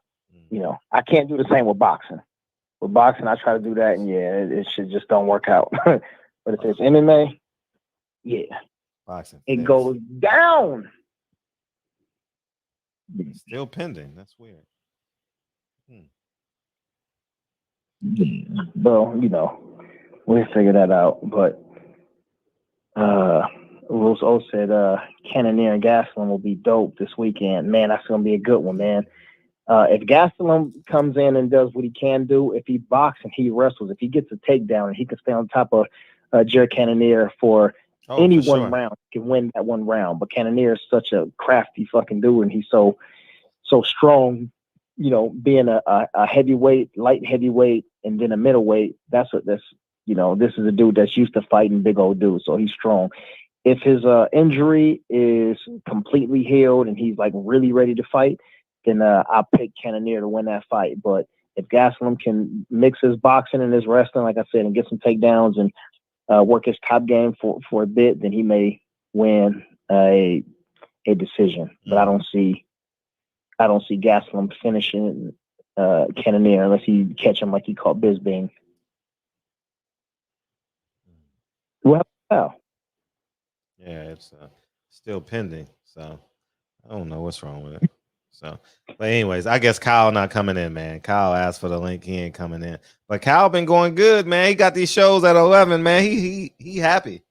He's happy. He's happy. Yeah, I mean, he falls asleep half the time, but the other times, man, Santos will be in there, man, and the OG Santos will be holding it down for 5-6 hours.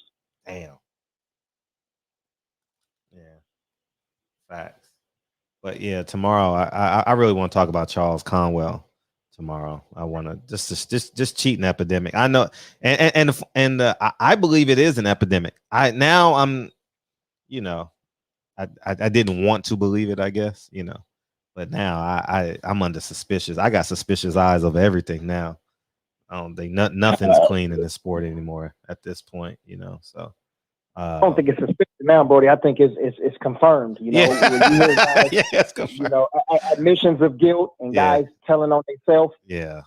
You know, shit, it ain't speculation no more. Like the Canelo thing, like this ain't speculation. Like it's been proven through the reports, through the science, through the blood work. Right. You know what I'm saying? And he's been suspended. Right. And he said he admitted, like, yes, this is in me, but it's because of the meat that I consume. And all of a sudden now these guys talking about fat burners and diuretics. Yeah, people don't even know who they be talking to, man. And I just sit back and laugh, like, man, go ahead, man. Continue doing your song and dance. A good monkey show. But yeah, it's proven. So also, man, tomorrow is Phantom Brawler's birthday, man, and also Mir celebrating his birthday. I believe Mir's birthday was yesterday, man. So, and OG Showed More had a birthday a couple of days ago too, man. So shout out to them brothers, man, and happy birthday to them dudes too. Yeah, happy birthday to all. And to all a good night. And to all of you. You ready to put it up and tie it up, man? Yeah, why not? Why not? Yeah, let's tie it up. All right, cool, man.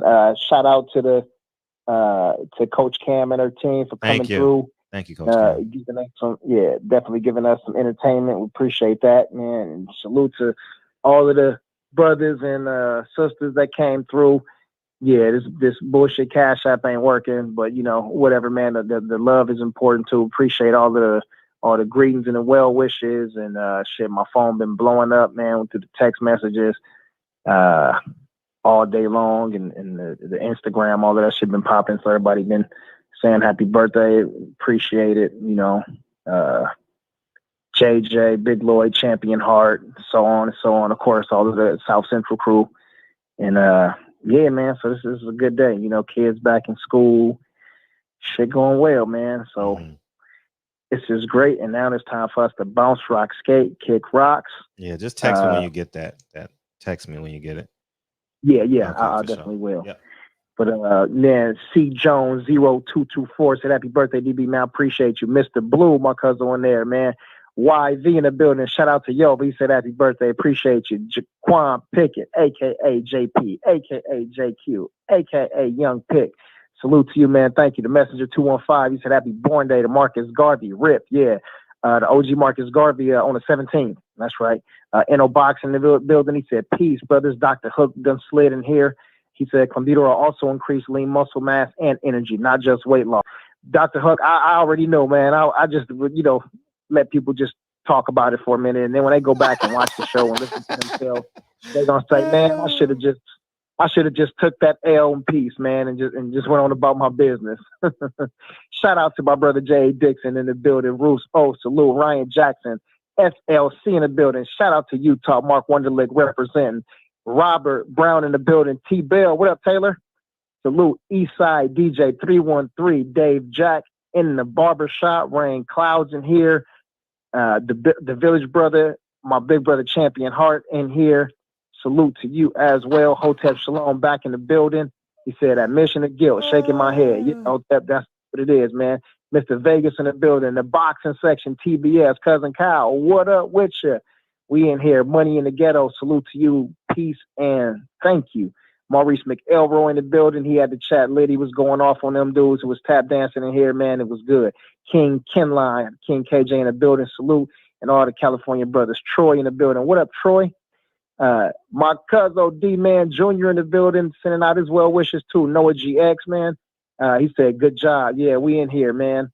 And yes, it's a good thing, man. It's a good time. Let's see. Batman Boxing Talk done jump back in with us. Matrix R. My cousin Eric R. done jumped in here too. Let's see. Who else we got? Jay Gibson, Rob G. Film. Yeah. And who else? Hey, Brian G. Man, it's going down. And the chat's still lit, man. Yeah, the chat's because it's early. It's like, man, I got an hour and a half full of more energy. You know what I mean? But let me tell y'all, man, I ain't gonna lie. It made a world of a difference in my morning. I ain't gonna even lie to y'all. I wouldn't lie to y'all. Man, I was like, man, I got up at 6 o'clock and I was like, and I just stayed in bed because I wanted to. I was up though. I was ready to rock and roll, you know. But yeah, man, and enjoy it over there at the box. I'm gonna listen for a second. Don't show the movie though. Don't show the movie. You can talk about it. Don't show it though. You know what I mean? We need people to go buy it. You know what I mean? Don't give it to them for free over there. But yeah, man, appreciate you. Don't. Hold on, bro. Hold on. Don't show it to them. But we could talk about it all day. I'll be listening. I'll be in bed watching y'all as I do always, man. And I'll be eating, man, and listening for a little while, man. Shout out to Timothy Robertson in the building. Robertson, salute to you, man. And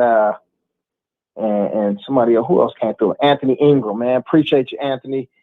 Man, we in a barbershop, man. We're going to slide over to Cows and listen in for a little bit, man. And then we're going to be back here in less than 24 hours. Until then, man, stay strong, stay into boxing and be true fans, and cut the bias bullshit. Peoples Hernandez, we wait on you to drop them 5 mics.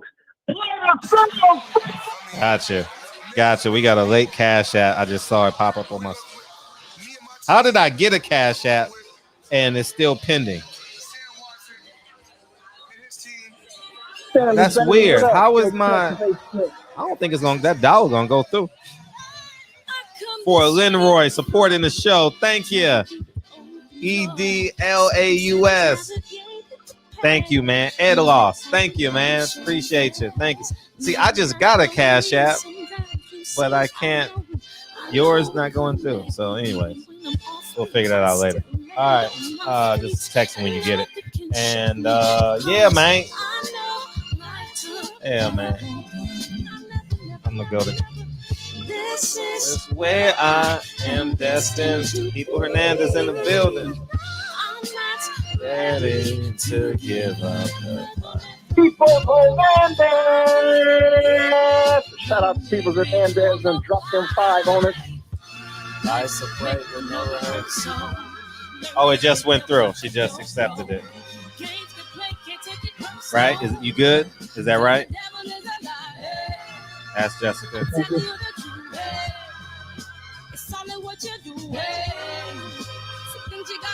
Hey, it just went through the voting. All right, cool. All right, got it.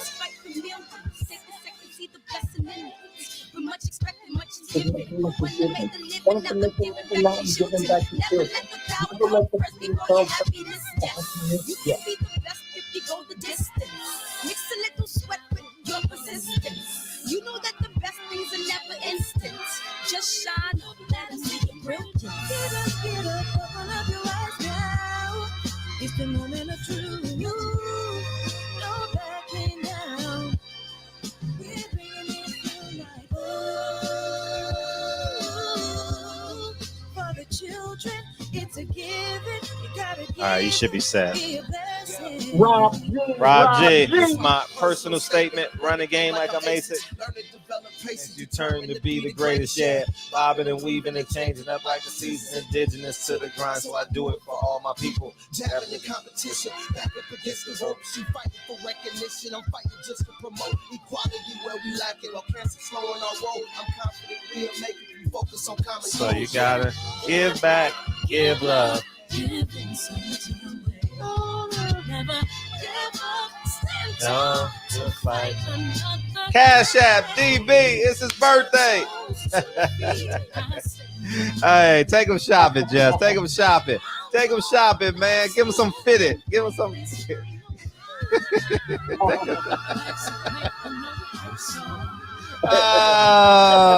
Take them to H&M. Take them to H&M. H&M tomorrow. You get great deals there. Oh man.